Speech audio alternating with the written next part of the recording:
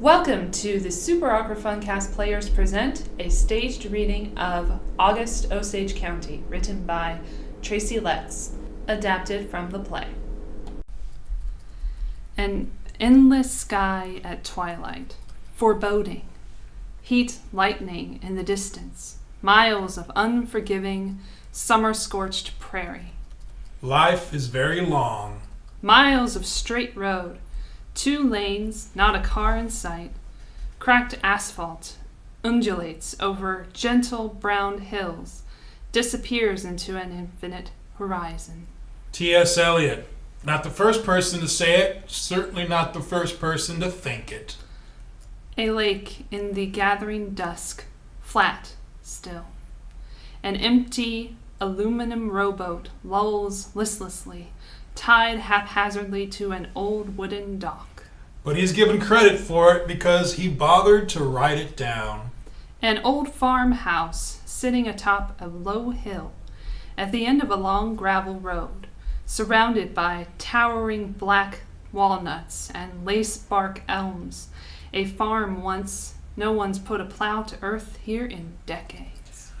So if you say it, you have to say his name after it. Life is very long. T.S. Eliot.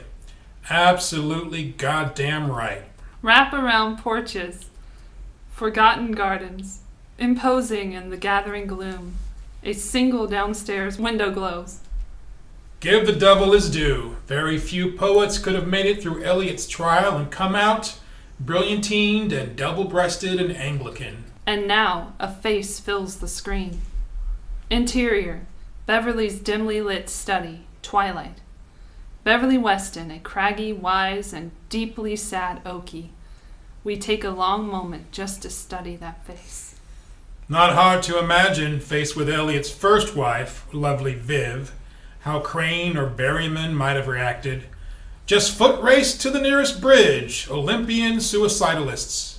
Stares out the window at the darkening, ominous horizon. Not Eliot.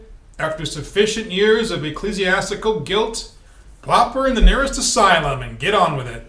He sits at a cluttered desk, his face damp with sweat, nurses a glass of whiskey, his staggered delivery due more to his careful selection of words than drunkenness.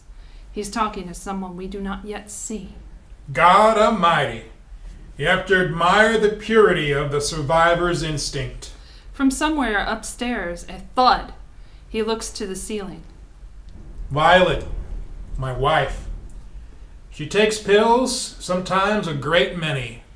They affect, among other things, her equilibrium. Fortunately, they eliminate her need for equilibrium. Interior, Violet's bedroom, twilight, full of shadows. She sits up slowly from rumpled sheets. We are on her profile, close, silhouetted against the faint light from the open bathroom door. She hesitates on the edge of the bed, getting her bearings. Finds a pack of Winstons, lights one, listens to the voices filtering up from below. Interior, the study, twilight. Beverly shifts, waiting for the sound of more movement from the rooms overhead, when there is none. My wife takes pills, and I drink. That's the bargain we've struck. Intercut with interior, Violet's bedroom, upstairs hallway, twilight. She gathers herself to stand, moves to the door. We follow her closely, her hair unkempt, her steps unsteady, into... The reasons why we partake are any more inconsequential. The hallway, walls lined with photos of long-dead pioneer ancestors and faded school photographs of 3 daughters. The facts are, my wife takes pills and I drink. That's the bargain we've struck. Just one paragraph of our marriage contract. Cruel covenant. And these facts have over time made burdensome the maintenance of traditional American routine. She makes her way to the stairs, starts down. Rather than once more vow abstinence with my fingers crossed in the queasy hope of righting our ship, I've chosen to turn my life over to a higher power and join the ranks of the hiring class. The light from the study slices across the living room. It's not a decision with which I'm entirely comfortable. I know how to launder my dirty undies. Done it all my life, but I'm finding it's getting in the way of my drinking. She can see a portion of Beverly's desk, a woman's legs. Sorry about the heat in here. My wife is cold-blooded, and not just in the metaphorical sense. She does not believe in air conditioning, as if it is a thing to be disbelieved. I knew your father, you know. Bought many a watermelon from Mr. Youngblood's fruit stand. He did pass, didn't he? Yes, sir. May I ask how? He had a heart attack. Fell into a flatboat full of wine grapes. Wine grapes. In Oklahoma. I'm sorry. Bev? Yes? Did you push? Did you... Oh, god damn it. Did you... Are the police here? No. She stands in the shadows of the living room, confused. Am I looking through a window? A window? Can you come here? She steps into the study, emerging from the darkness into light to reveal Violet Weston, dissipated, disheveled, late 60s. She wears pajamas and a much-slept-in robe. Oh, hello. She's staring at a woman sitting in front of Beverly's desk, Jonna, 30, Native American, simply dressed. Jonna, the young woman I told you about. You tell me she's a woman.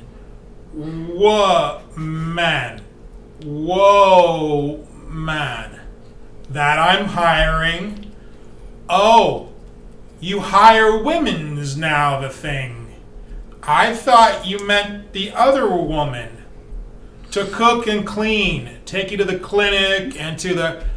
In the interest of civil action, your particulars way of speaking, I thought you meant you had thought a woman to be hired. I don't understand you. Hello? Hello? I'm sorry. Like this. Yes, ma'am. You're very pretty. Thank you. Are you an Indian? Yes, ma'am. What kind? Cheyenne?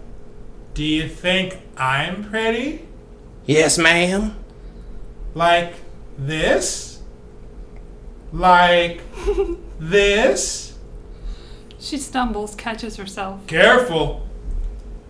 You're the house now. I'm sorry. I took some medicine for my muscular. Why don't you go back to bed, sweetheart? Why don't you go fuck a fucking sow's ass? All right. I'm sorry. I'll be sickly sweet.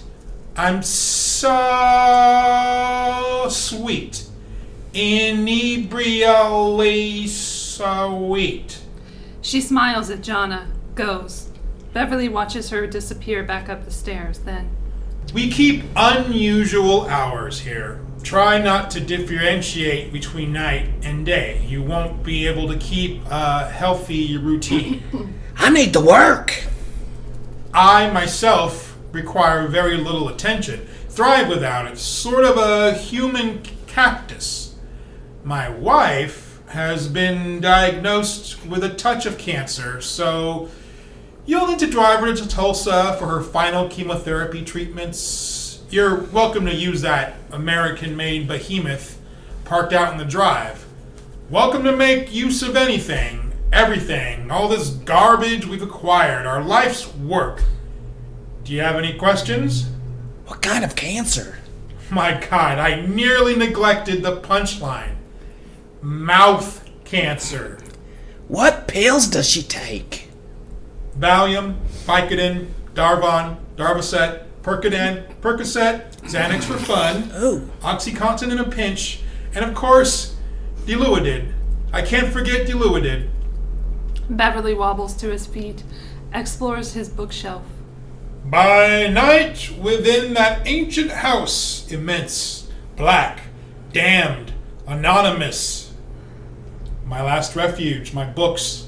Simple pleasures like finding wild onions by the side of a road, or requited love. He takes a book from the bookshelf, gives it to her. T.S. Eliot. Read it, or not. It isn't a job requirement, just for your enjoyment. Here we go round the prickly pear. Prickly pear, prickly pear. Here we go round the prickly pear. Opening titles. We're underwater. Light fractures and scatters above.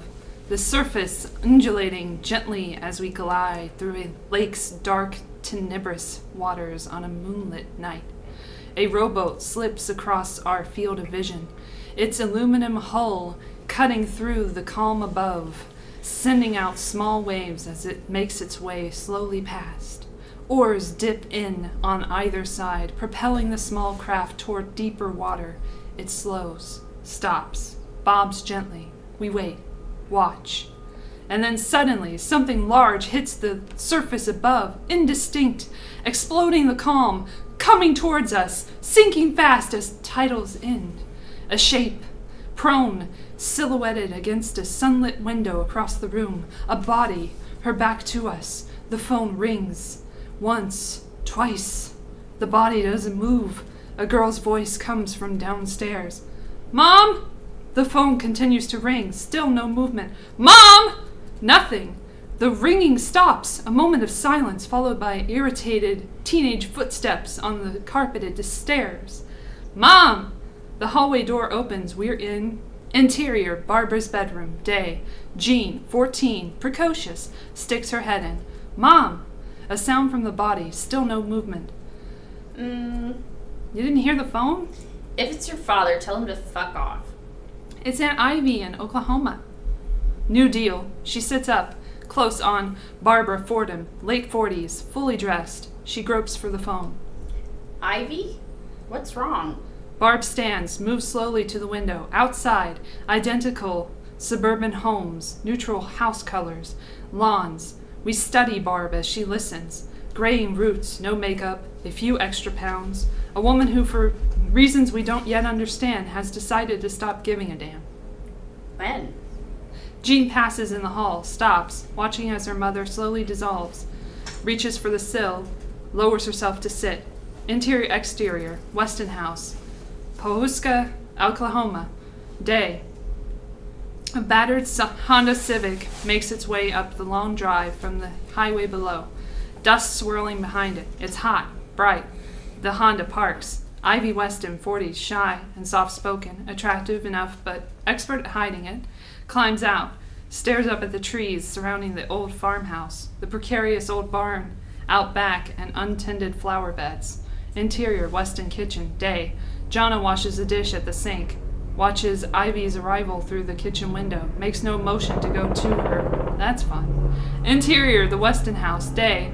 Ivy steps into the dark house, drapes drawn, lights off. Mom? Mom? Steps into the open door of her father's study, his vacant desk chair, untouched papers, dust motes settling in the sunlight. She takes a moment, then heads upstairs, carrying us with her. Finds Violet in her bedroom, sitting in front of her vanity in near darkness, smoking and on the phone. You've been out there? Barely acknowledges Ivy's arrival. The room is unruly, bed unmade, clothes draped over chairs, dresser and nightstands cluttered with pills, tissue boxes, creams and lotions. You're going out yourself? Ivy wanders into the bath. More pills, wet towels on the floor. She turns off the dripping faucet, picks up towels. Stop that. Violet is off the phone, standing in hall, watching Ivy. Ivy stops, briefly chastened. Violet opens a bottle of pills. You called Barb? What'd she say? She's on her way. What'd you tell her? I told her Dad was missing. Did you tell her how long he'd been missing? 5 days. What did she say? She said she was on her way. God damn it, Ivy, what did she say? She said she was on her way. You're hopeless. God damn your father for putting me through this. Seeing that office of his, all that mess? I can't make heads or tails of it.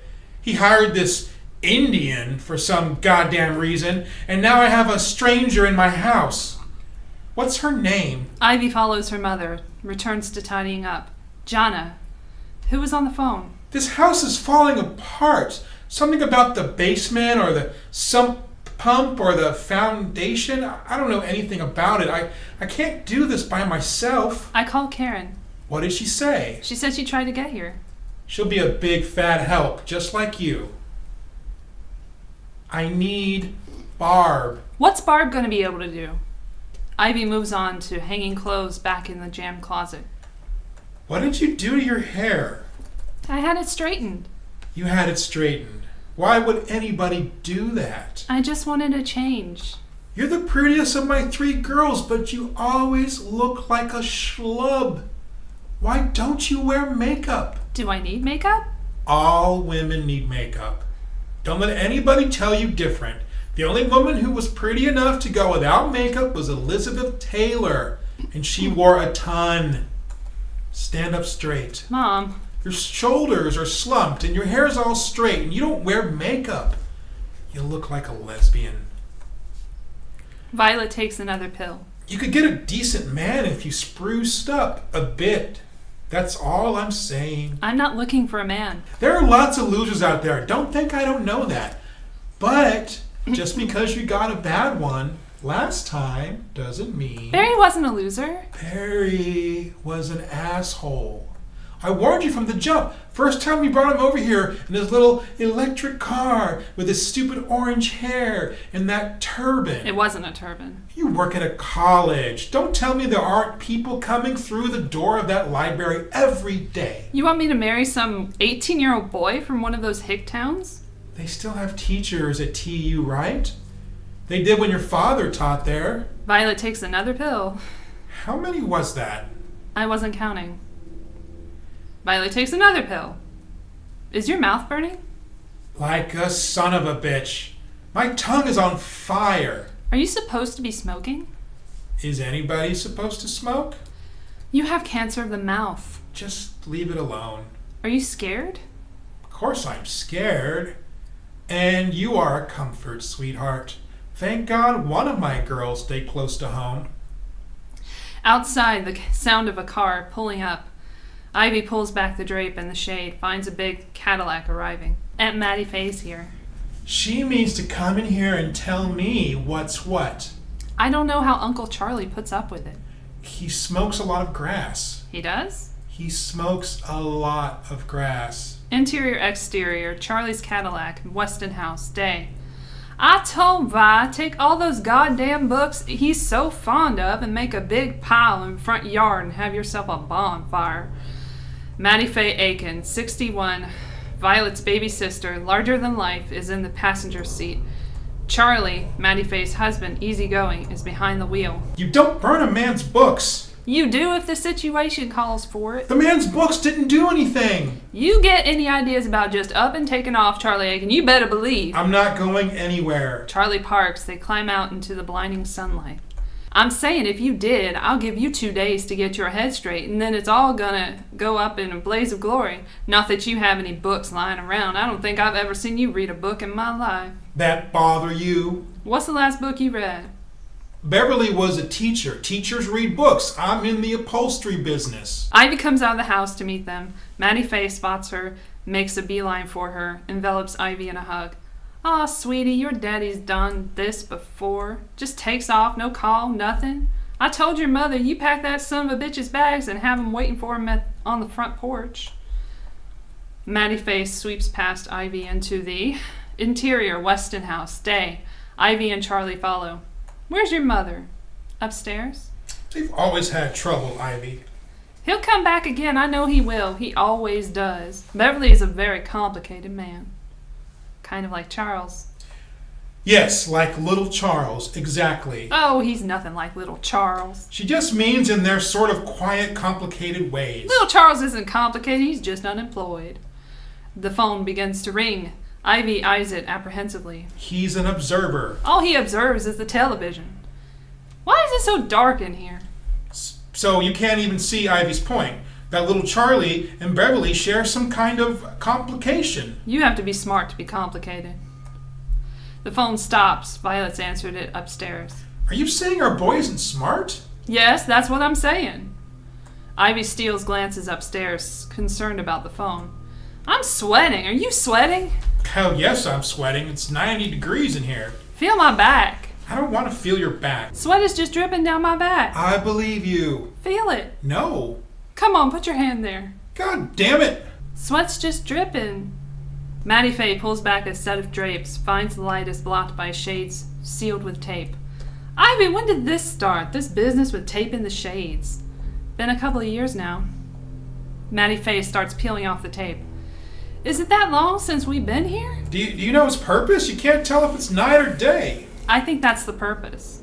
Ivy goes. Charlie notices Maddie Faye pulling off tape. Don't do that. This isn't your place. My body needs sunlight. Interior, exterior, rental car, moving. Afternoon. Jean has on headphones, listening to her Walkman in the back. Barbara's estranged husband, Bill Fordham, drives the rental. Barb's in the passenger seat beside him, watching the brown countryside pass by. What were these people thinking? The jokers who settled this place? Who was the asshole who saw this flat, hot nothing and planted his flag? I mean, we fucked the Indians for this. Well, genocide always seemed like such a good idea at the time. Right, you need a little hindsight. If you want me to explain the creepy character of the Midwest, Please, the Midwest? This is the plains, a state of mind, right? A spiritual affliction like the blues. You okay? I'm fine. Just got the planes. They laugh. He reaches across, touches her tenderly. Don't. He withdraws quickly, as is his thing. Sorry. Too soon. Interior, Violet's bedroom, day. Violet hangs up the phone, sits for a long moment, absorbing what she's heard. Maddie Faye watches from her spot, sitting on the corner of the bed, concerned. Ivy is in the door. They checked the hospitals. No Beverly. Who's this now? The highway patrol? No, the sheriff. The Gilboa boy.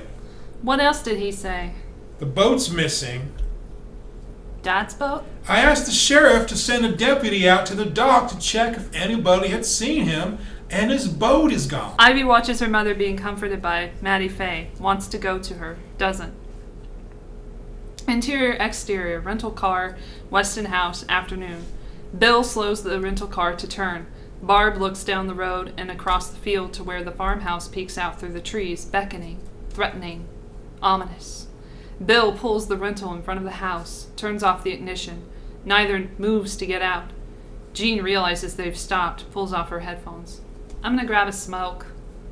Heads for the relative privacy of the fence at the edge of the yard, leaving Bill and Barb alone, watching. You've encouraged that. I haven't encouraged anything. You admire her for getting hooked at 14, makes her seem even more mature. Barbara climbs out. Bill follows. God damn, it's hot. Bill unlocks the trunk, begins unloading luggage. Suppose your mom's turned on the air conditioner? You kidding? Remember the parakeets? The parakeets. I didn't tell you about the parakeets. She got a parakeet for some insane reason, and the little fucker croaked after 2 days. So she went to the pet store and raised hell, and they gave her another parakeet. That one died after 1 day. So she went back, and they gave her a third parakeet, and that one died too. So the chick from the pet store came out here to see just what in the hell this serial parakeet killer was doing to bump off these birds. They head for the house with suitcases, wilting in the heat. And? The heat! It was too hot. They were dying from the heat. Jesus. These are tropical birds, all right? They live in the fucking tropics. He laughs. Barb looks over to Jean, smoking by the fence. What, is she smoking a cigar? Are you ready for this? No. No way. Interior, Weston house, afternoon. Charlie is poking around the old stereo, finds an LP. The TV beside him is tuned to a Royals game. Violet's a Clapton fan?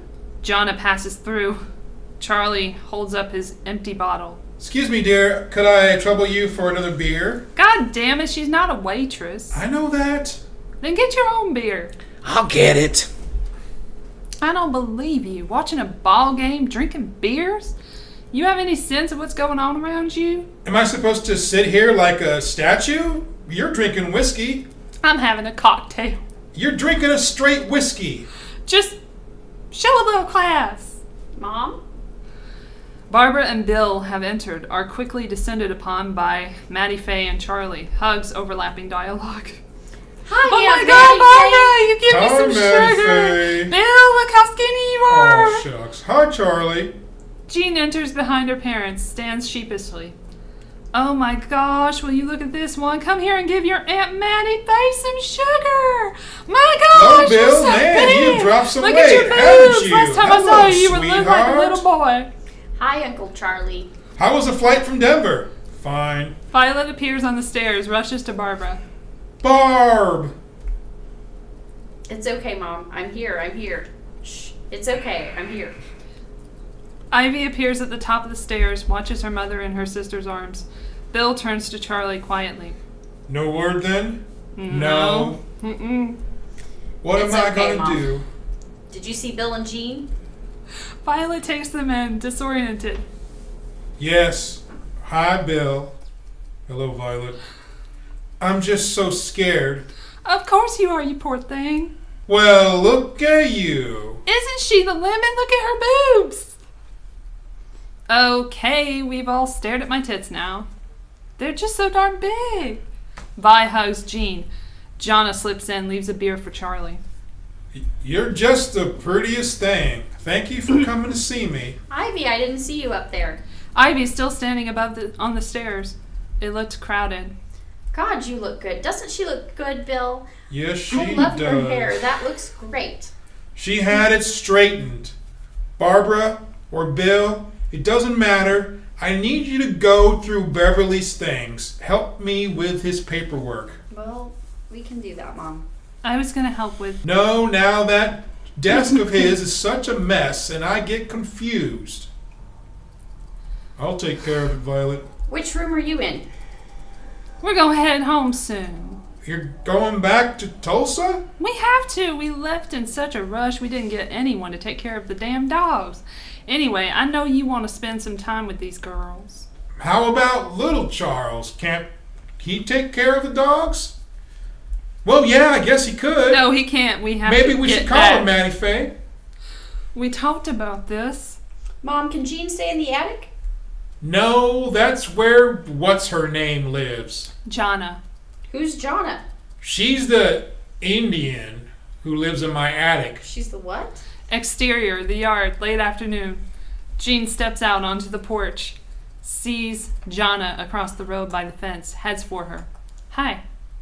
Jonna is cutting off sprigs of wild mint entangled in the fence, standing in what was once a vegetable garden. Hello, I'm Jean. Jonna. I like your necklace. Thank you. Did you make that? My grandma. Is there something in it? My umbilical cord. Jean recoils. Jonna smiles. Ew, are you serious? When a Cheyenne is born, their umbilical cord is dried and sewn into a pouch. You're Cheyenne? Like that movie, Powwow Highway? Did you see that? Yes. We wear it for the rest of our lives. If we lose it, our souls belong nowhere, and then when we die, our souls walk the earth looking for where we belong. Jonna starts back for the house with her mint. Off Jean. Interior, the back porch, late afternoon. A screened-in back porch off the kitchen. Bill and Barb sit in an old linoleum table. This was when? Violet stands smoking, unhappily watching Charlie and Maddie Faye climb into the caddy and disappear down the gravel drive, heading back to Tulsa. Saturday morning. The Indian girl made us biscuits and gravy. We ate some. He walked out the door. This door right there. Got into his truck, and that was it. Jonna enters with her mint, crosses into the kitchen. He just left? I went to bed Saturday night, got up Sunday, still no Beverly. I didn't make much of it. Thought he'd gone out in a bender. Why would he do that? Not like he couldn't drink at home unless you were riding his ass. I never said anything to him about his drinking. Never got on him about it. Really? Barbara, I swear, he could drink himself into oblivion.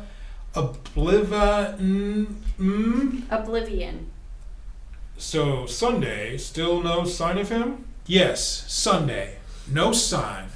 I started getting worried, don't you know? That's when I got worked up about the safety deposit box. We kept an awful lot of cash in that box. Some expensive jewelry. I had a diamond ring in that box appraised at $7,000. Jonna returns with glasses of iced tea, each with a sprig of mint, delivers them to Bill and Barbara. Wait, I'm missing something. Why do you care about a safety deposit box? Well, I know what you'll say about this, but your father and I had an arrangement. If something were to ever happen to one of us, the other one would go empty that box. Because? The money and the jewelry get rolled into the estate. Bank seals the box until probate is settled. It can take months.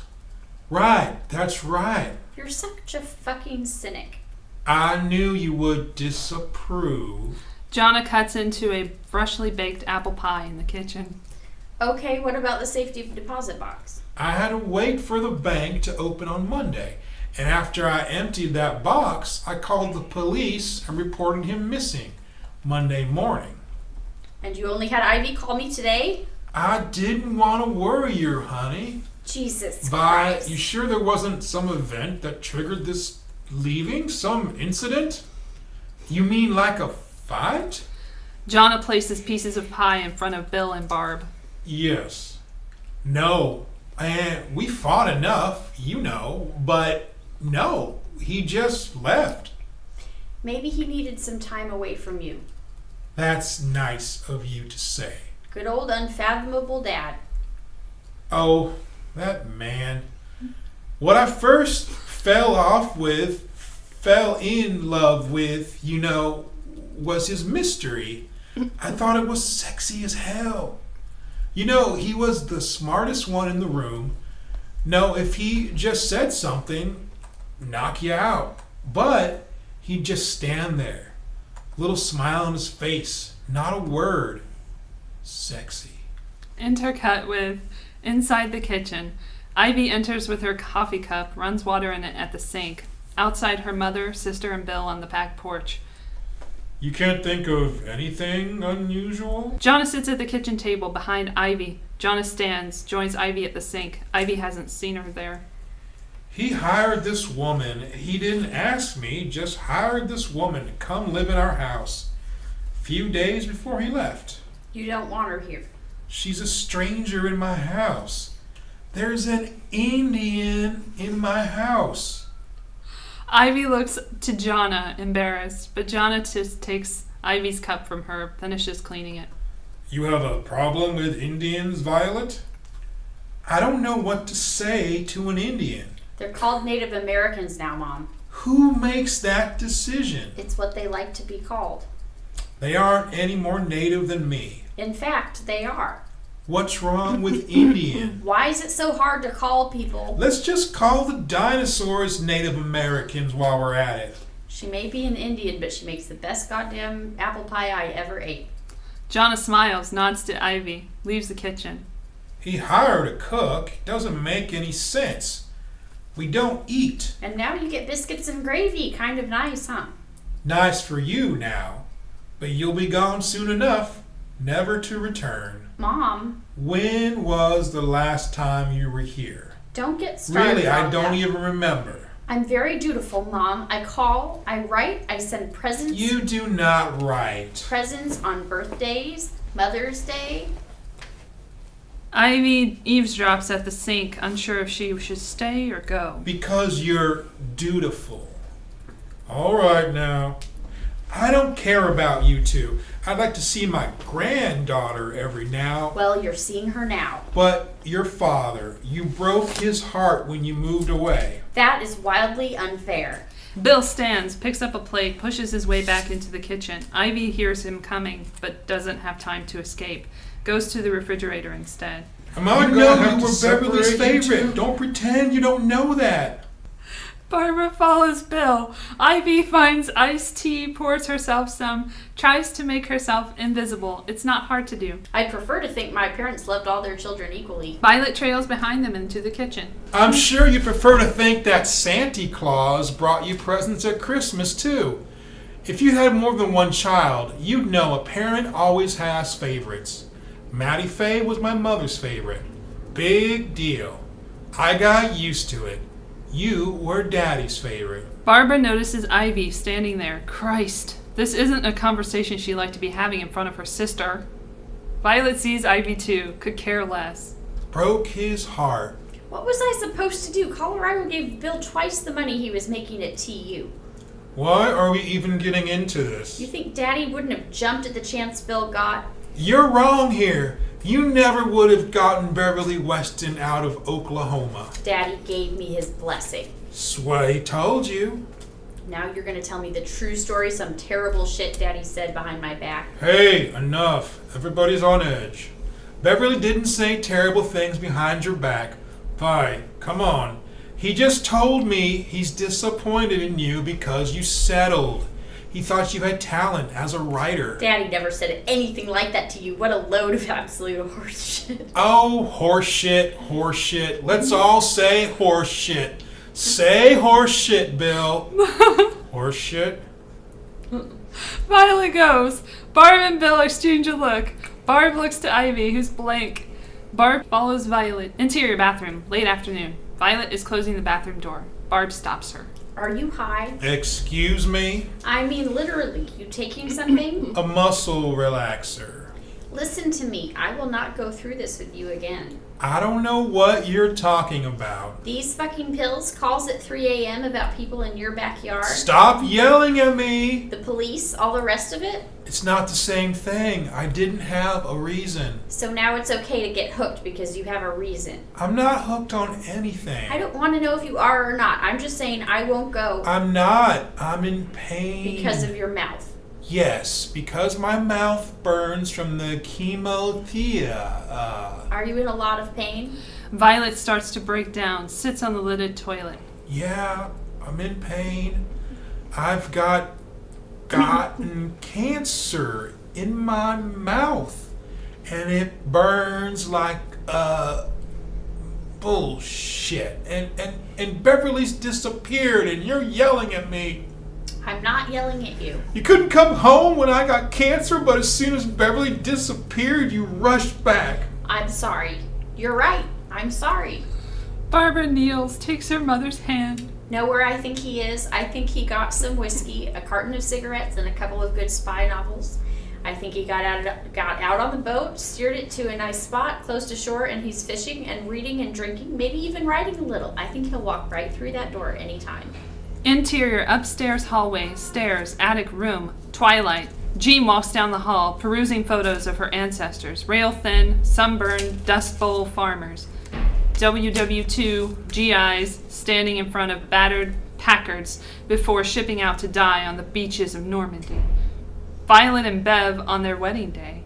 Jean's mother and aunts in grade school with prom dates. The photos end in a doorway that leads to a narrow wooden staircase. Jean climbs it too.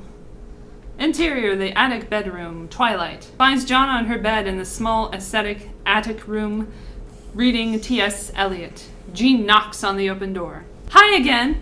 Am I bugging you? No, do you need something? No, I thought maybe you'd like to smoke a bowl with me. No, thank you. Okay, I didn't know. Do you mind if I smoke a bowl? No. Mom and Dad don't mind. You won't get into trouble or anything. John is clearly a bit uncomfortable, but... Okay. Okay, you sure? From her pocket, Jean takes a glass pipe and a bud. I say they don't mind. If they knew I smuggled this on the plane and sat there sweating like in that movie Midnight Express. Did you see that? I don't think so. I just mean they don't mind that I smoke pot. Mom kind of does, I think, because Dad smokes pot too, and she wishes he didn't. You sure? Yes. No, I'm fine. Jean notices a framed photo on the nightstand. Wow, are those your parents? Mm-hmm. Their wedding picture. Their costumes are fantastic. Are they still together? My father passed away last year. Oh, sorry. That's okay. Thank you. Were you close? Yes, very. My mom and dad are separated now. I'm sorry. He's fucking one of his grad students. I don't care. Aside from the pathetic English and humanities cliche, Like all those departmental dicks fucking their students. He can fuck who he wants, and that's who teachers meet, students. He was just a turd the way he didn't give Mom a chance to respond or anything. What sucks now is she's on my ass because she's afraid I'll have some post-divorce freakout and become some heroin addict or shoot everybody at school or, God forbid, lose my virginity. I don't know what it is about Dad splitting that put Mom on Hyman patrol. Don't say anything about Mom and Dad, okay? They want to play it low-key. Interior, Beverly's study, night. Bill stands in Beverly's empty study, absorbing the room, the man, the stillness. Picks at the papers on the desk without specific purpose. Turns to one of the many bookcases, eventually finds a book, smiles. Exterior, Weston House, front porch, night. Barbara sits on the front steps. It's dark now, but still very hot. Mom's back at the porch lights. Bill comes out carrying a Coke, shares it with Barb. Ivy, leave. I'd forgotten about the lightning bugs. Around the yard, flitting in and out of the low-hanging boughs of the trees. Look what I found. She turns. He holds a thin, hardback copy of Meadowlark. We have copies. I don't remember a hardback edition. Think this is worth something. First edition, hardback, mint condition, Academy Fellowship, Wallace Stevens Award. This book was a big deal. It wasn't that big a deal. In those circles, it was. Those are small circles. He opens the book, perusing the first pages, reads. Dedicated to my Violet. That's nice. Christ. Probably every word he wrote after this, he had to be thinking, what are they going to say? Are they going to compare it to Meadowlark? Jean, go to bed? Just turned out the light. You'd think at some point you just write something anyway, and who cares what they say about it? I don't know. Will you shut up about that fucking book? You were just dripping with envy over these 30 poems my father wrote back in the late 60s, for God's sake. You hear yourself? Bill's taken aback, but doesn't want to overreact. I have great admiration for these poems. My father didn't write anymore for a lot of reasons, but critical opinion was not one of them, hard as that may be for you to believe. What are you attacking me for? I haven't done anything. I'm sure that's what you tell Sissy, too, so she can comfort you, reassure you, no, Billy, you haven't done anything. Why are you bringing that up? They're all symptoms of your male menopause, whether it's you struggling with a creative question or screwing a girl who still wears a retainer. All right, look, I'm not going to be held hostage here while you attack me. And her name is Cindy. I know her stupid name. Do me the courtesy of recognizing when I'm demeaning you. Violet really has a way of putting you in attack mode. You know that? You feel such rage for her, you can't help dishing it. Psychoanalyze me right now, I skin you. You may not agree with my methods, but you know I'm right. Your methods? Thank you, doctor, but I actually don't need any help from my mother to feel rage. You want to argue? Is that what you need to do? Pick a subject, all right? Let me know what it is. The subject so is I have me. a fighting. I am the subject, you narcissistic motherfucker. I am in pain. I need help. Barbara heads into the yard to get away from him. Interior, Weston House, upstairs room, continuous. Jean's on the small bed in the darkened room, staring at the ceiling, listening to her parents argue. Exterior, Weston House, front porch, night. Bill chases Barbara into the yard. I've copped to being a narcissist. We're the products of a narcissistic generation. You can't do it, can you? You can't talk about me for 2 seconds. You called me a narcissist. You do understand that it hurts to go from sharing a bed with you for 23 years to sleeping by myself. I'm here, now. Oh, men always say shit like that, as if the past and the future don't exist. Jean listens in the dark to her parents fighting, as she has many times before. Heads out into the hallway to screen door leading to the upstairs porch. It's just horse shit to avoid talking about the things they're afraid to say. I'm not necessarily keen on the notion of saying things that would hurt you. Like what? We have enough on our hands with your parents right now. Let's not revisit this. When did we visit this to begin with? I still don't know what happened. Do I bore you? Intimidate you? Disgust you? Is this just about the pleasures of young flesh, teenage pussy I really need to know? You need to know now? With Beverly missing and your mother crazy as a loon? You want to do this now? You're right. I'll just hunker down for a cozy night's sleep upstairs next to my husband. This discussion deserves our care and patience. We'll both be in a better frame of mind to talk about this once your fathers come home. Bill turns, starts back for the house. Interior, Weston House, bedroom, night. Jean sees her father coming, hears his footsteps approaching across the wooden porch below. The screen door opens quietly. She slips back into her room and bed, but he doesn't stop. Jean waits, listening for her mother. She doesn't come. Exterior, Skiatook Lake, night. We're on the old wooden dock, watching a man walking away from us toward an aluminum rowboat, tied haphazardly to the dock in the moonlight. He leans down to untie the boat, looks back at us, directly into camera. Beverly. Now we're traveling below the surface of the lake, through its dark, tenebrous waters on the moonlit night. The rhythmic slap of gentle waves. We're underwater. Light fractures and scatters above us. We've been here before as a rowboat slips across our field of vision. Its aluminum bottom cuts through the calm above. Oars dip on either side, propelling the small craft. It slows, stops, bobs gently. We wait, watch, until suddenly something hits the surface above, exploding the calm. Coming at us fast, sinking. Interior, the attic, night. John awakes with a start, sits up, listens intently. Exterior, Weston House, night. Jonna steps out onto the second floor porch balcony, finds a police car approaching the distance, headlights cutting through the dark country night. Interior, Weston House, stairway, night. Barefoot, Jonna quietly descends the stairs, approaches the front door left open to let in the cool night air, undoes the screen door latch, steps outside, watches the car arrive. The driver's door opens. A sheriff gets out, silhouetted against the police flashers behind him. Interior, upstairs hallway. Moments later, Barbara, bleary-eyed, moves quickly down the dark hall in her robe.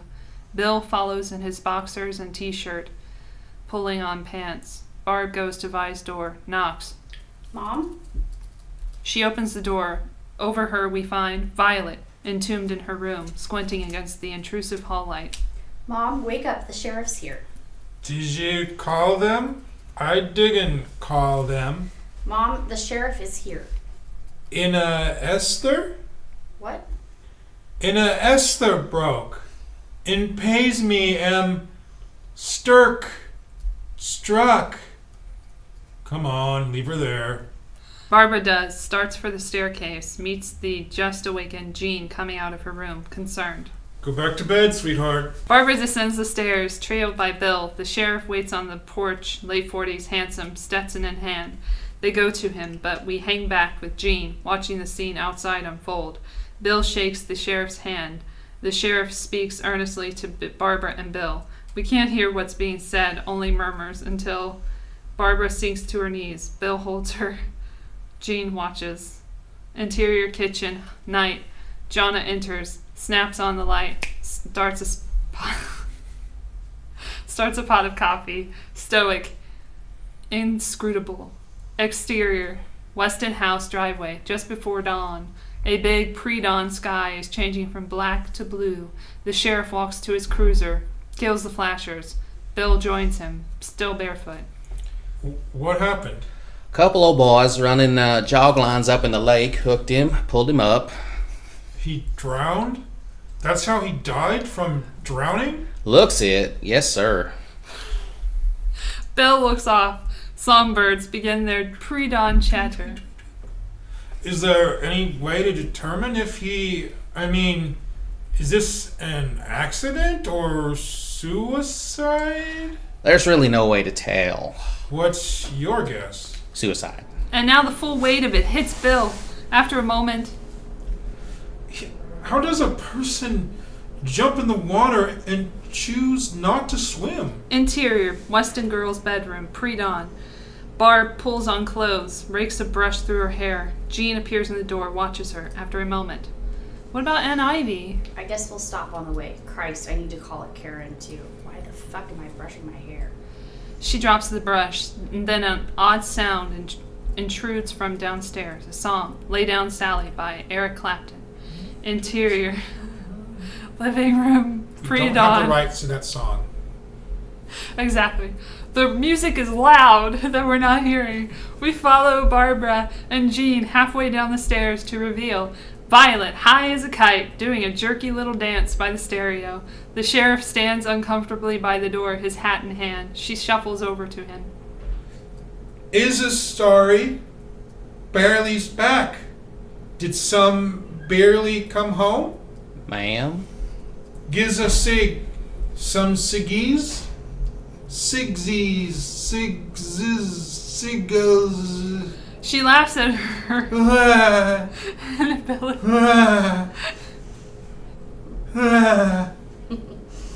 Okay. Her inability to speak. He takes a Pall Mall from his shirt pocket, hands it to her, lights it for her. In the architects, I'm in the bottom. In the bottom of them. Good beat, right? He nods. Bill comes back in from outside. Barbara. Is Barbara here? Right here, Mom. Jonna steps in from the kitchen, pensively observing. Good beat, right? It's a good beat. I've been on the music. Pellman on a sheriff. Arminintando alosu. Lost? From the days and Beverly lost. Violet abandons her dance, separates invisible threads in the air. The others stand frozen, staring at her. And then you're here. And Barbara, and then you're here. And Beverly, and then you're here. And then you're here. And then you're here. And then you're here. And then you're here. Exterior, Skinatuke Lake Road. Dawn. The sun's just topped the horizon, throws long early shadows across the flat expanse of prairie. Scattered trees, a ribbon of asphalt leading to a distant lake, telephone poles. We're high above the country road, following the sheriff cruiser below. Barb's rental sedan trails behind. I used to go out with that boy. That man. Interior rental car moving, early morning. Bill drives, Ivy up front with him. Barbara sits in the back with Jean, watches the sheriff's car ahead. What man, the sheriff? In high school, he was my prom date. You're kidding. Day of the prom, his father got drunk and stole his car, stole his own son's car, went somewhere, Mexico. Dion showed up at the door. He'd been crying, confessed he didn't have a way to take me to the prom. The cruiser slows, pulls through a pipe gate and over a cattle crossing, heads for a small collection of emergency vehicles parked around a brush-strewn cove. Bev's old Chevy pickup truck sits to one side. So we got a six-pack and broke into the chapel, stayed up all night talking and kissing. Now here he is showing me. It's so surreal. Thank God we can't tell the future. We'd never get out of bed. The cars stop. The sheriff gets out. Let me go first, see what they need. Bill goes. Barb fixes Jean with a look. Listen to me. Die after me, all right? I don't care what else you do, where you go, how you screw up your life. Just survive. Outlive me, please. They watch the men. A resolute Bill returns to get Barbara and Ivy. The sisters climb out, follow him to the water's edge. Jean waits a moment, then steps out of the car. Watches her father lead her mother down the small, cracked concrete boat ramp to where the sheriff waits by a covered body. As the sheriff pulls back the tarp. Interior, a sterile room, day, white walls, bright overhead light. We're close on a man's pale, lifeless hand. Another hand enters frame with a sponge, begins cleaning off the mud, filth. Exterior, Weston house, day. The Weston clan walks to Beverly's Lincoln. Bill, Jean, Barb, and Ivy help a distraught Violet. All wear mourning black. Interior, the sterile room, day. Beverly's sodden shoes are removed, his socks. His limp, grayish arm is guided into a starched white shirt sleeve, the buttons carefully buttoned. Interior, Beverly's car, moving, day. Bill drives, Jean beside him. Barbara and Ivy sit in the back seat, flanking Violet. They ride in silence. We study their faces, the brown countryside outside. Bill notices something in his rear view, a red speck coming up fast, very fast, a sports car. It's suddenly right behind them, filling his mirrors. It waits for a semi loaded down with massive circular hay bales to pass in the opposite lane, then roars around, a Ferrari, its throaty V10 rumbling as it screams past. accelerates down the road. Bill and Jean exchange a look, watch it disappear. Interior, the sterile room, day. Strong male hands lift Beverly's now dressed body carefully and place it into the casket. Adjust the pillow, comb his hair into place, fold his hands across his chest. We never see his face, never see his whole body, only these small, intimate pieces. Interior, exterior. Car, First Baptist Church of Pawhuska, day. A few mourners enter the church as Bill pulls in to park, discovers the Ferrari already there, a woman emerging. Holy shit, that's Karen. Karen Weston, 40, lithe, climbing from the car. Do you remember your Aunt Karen? Kind of. Steve Hudebrecht, 50, graying, athletic, tan, and handsome, gets out of the driver's side. That must be this year's man. Maddie Faye and Charlie are waiting for them. Start over as Violet emerges into the blinding sun. Recoils slightly. Maddie Faye catches her, whispers comfort into her ear, helps her toward the church steps. We stay back, watching the Westons enter the church. I spent so much time in our bedroom pretending my pillow was my husband, and did he like the dinner I'd made, and where were we going to vacation that winter, and he'd surprise me with tickets to Belize, and we'd kiss. Interior, Beverly's Lincoln, moving, afternoon. Barbara drives, Karen beside her. Heat radiates off the road. They follow Charlie's caddy, Vi and Ivy, visible in the caddy's backseat window ahead of us. I mean, I kissed my pillow, and then I tell him I'd been to the doctor that day and I found out I was pregnant. I know how pathetic that sounds, but it was innocent enough. Then real life takes over, because it always does. Uh-huh. Here comes the red speck in the rear view again. The Ferrari roars up behind them, pulls around to pass, honks as it goes. Barb catches a glimpse of Jean in the passenger seat, Bill jammed into the tiny back seat. Things don't work out like you planned. That pillow was a better husband than any real man I'd ever met. This parade of men fails to live up to your expectations, all of them, so much less than Daddy or Bill. You punish yourself, tell yourself it's your fault, you can't find a good one. I don't know how well you remember Andrew. No, I remember. I loved him so intensely, so the things he did wrong were just opportunities for me to make things right. If he cheated on me or called me a cunt, I'd think, no, love is forever, so here's an opportunity to make an adjustment in the way you view the world. The AC isn't working. Barb's sweating, rolls down her window, lets the wind whip her hair around. And thank God, one day I looked in the mirror and said moron and walked out. But it kicked off this whole period of reflection, how hard I had screwed it up. Where did I go wrong? And that's when I got into those books and discussion groups. And Scientology too, right? Or something like that? Exactly. And finally one day I threw it all out. I said, it's just me with my music on the stereo, my glass of wine, and Bloomer's my cat. I don't need anything else. I can live my life with myself. I got my license, threw myself into my work, sold a lot of houses, and that's when I met Steve. Charlie slows, signals, turns onto the gravel road leading to the Weston house. Barb follows, Karen still going strong. That's how it works. You only find it when you're not looking. You turn around and there it is, Steve. 10 years older than me, but a thinker, and he's just so good. He's a good man, and he's good to me, and he's good for me. Interior, Weston house stairways, upstairs hall, afternoon. Barbara leads Karen upstairs. Karen carries her suitcase. Barbara carries Steve's. Karen's still talking. The best thing about him for me is that now what I think about is now. I live now. My focus, my life, my world is now. I don't give a care about the past anymore. The mistakes I made, the way I thought. And you can't plan the future because as soon as you do, something happens. Some terrible thing happens. Like your father drowning himself. They enter a bedroom, dump the luggage on the bed. That's exactly what I mean. You take it as it comes, here and now. Steve had a huge presentation today for some bigwig government guys who could be important for his business, something he's put together for months, and as soon as we heard about Daddy, he canceled his meeting. He has his priorities straight. And you know what the kicker is? Do you know what the kicker? Barbara heads for the fan on the dresser, flips it on. What's the kicker? We're going to Belize on our honeymoon. Barb sticks her face into the fan. Karen watches. What? Sorry, hot flash. Interior, Violet's bedroom, day. Violet pulls a dress from the closet. Maddie Faye sits, rooting through a box of photos. Ivy stands by the door. It won't kill you to try it on. Oh, this is a sweet one, Vi.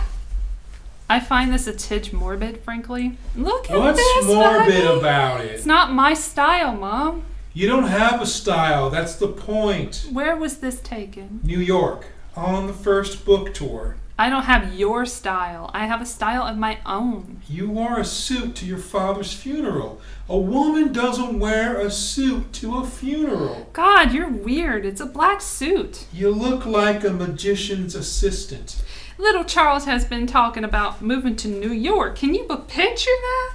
Don't discourage him now. He wouldn't last a day in that city. They tear him apart. Why do you feel it necessary to insult me? Stop being so sensitive. He overslept for his uncle's funeral. A noon service? I'm sure there's more to the story. Don't make excuses for him. That's what Charlie does. 37 years old and can't drive. Who can't drive?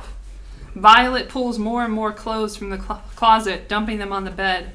The pile is getting very large. I've seen a chimp drive. Why are you giving away your clothes? All this shit's going. I don't plan to spend the rest of my days looking at what used to be. I want the shit in the office gone. I want these clothes I'm never gonna wear gone. I mean, look at these fucking shoes. Even if I didn't fall on my face, can you imagine anything less attractive? My swollen ankles and varicose veins? And my toenails? Good God. Any more they could dig through cement. Interior, the kitchen, afternoon. John is at the sink washing and breaking beans. Every kitchen surface is covered with the large dinner she's preparing. Barbara enters, Karen still pursuing her. You good to read off, Steve? Did you like him?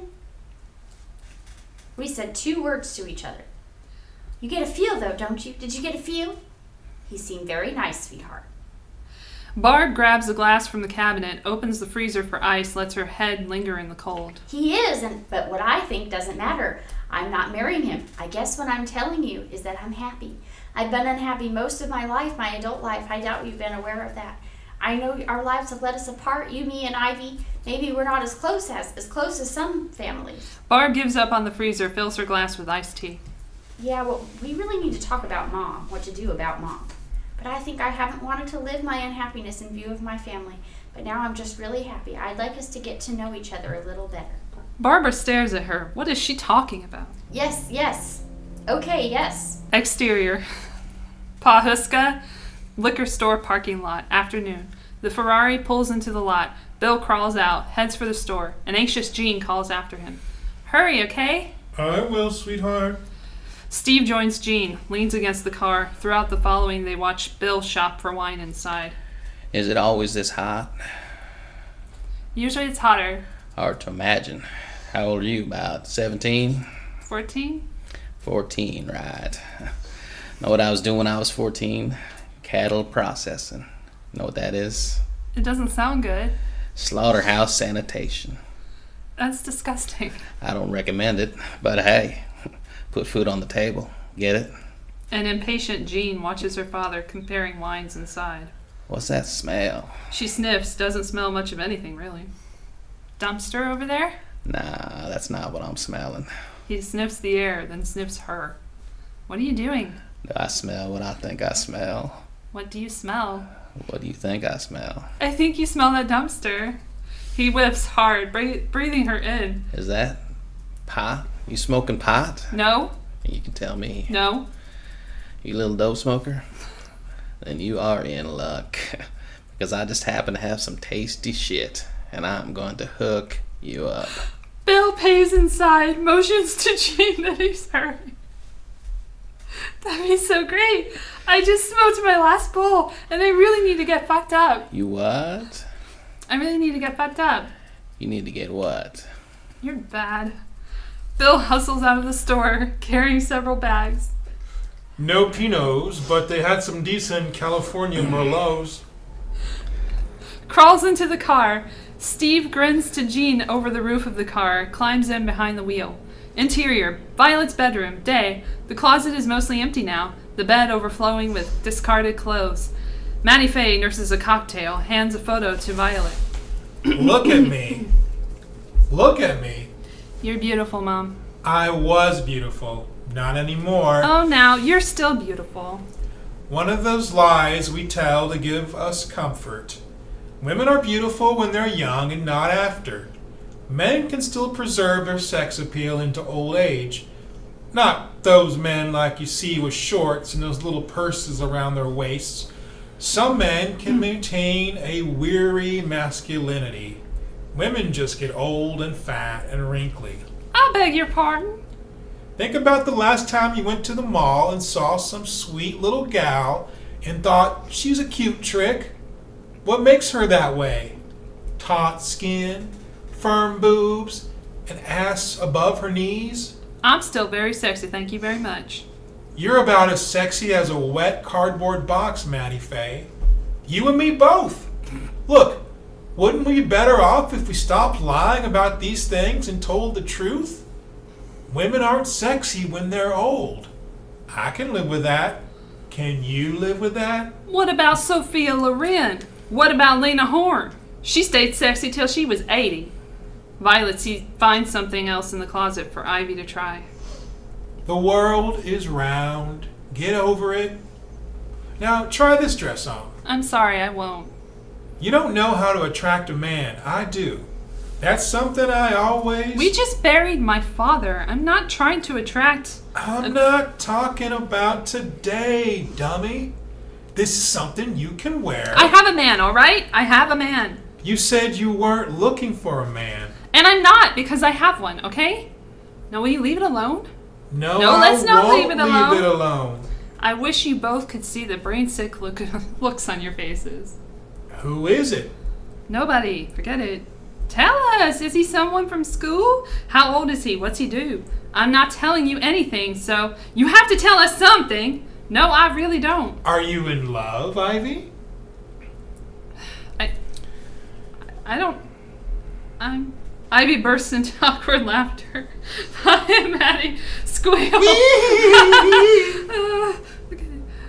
Exterior Weston House, afternoon. The Ferrari roars up the drive. Jean jumps out, races into the house. Away from that weirdo. Bill and Steve emerge. Grab the wine. No, we'd maintain the accounts offshore just until we get approvals. To get around approvals? To get around approvals until we get approvals. There's a lot of red tape, bureaucracy. I don't know how much you know about Florida politics. Only what I read, and that's... Right. This kind of business in particular. Charlie, keys in hand, comes out, heading for this caddy. Charlie? Picking up little Charlie. Charlie climbs in behind the wheel, pulls away. Little Charles. His son. I'm sorry, what is your business again? They start at the porch steps with the wine. You know, it's essentially a security work. Situation in the Middle East is perpetually dangerous, so there's a tremendous amount of money involved. Security work? You mean mercenary? Interior, kitchen, Weston, living room, afternoon. Bill and Steve enter. Barbara's in the dining room with Karen and Maddie Faye setting the table. Goes for the men. Give me the wine. She pulls a bottle of Merlot from Bill's grocery bag. Here's something. Looks into the living room as she passes.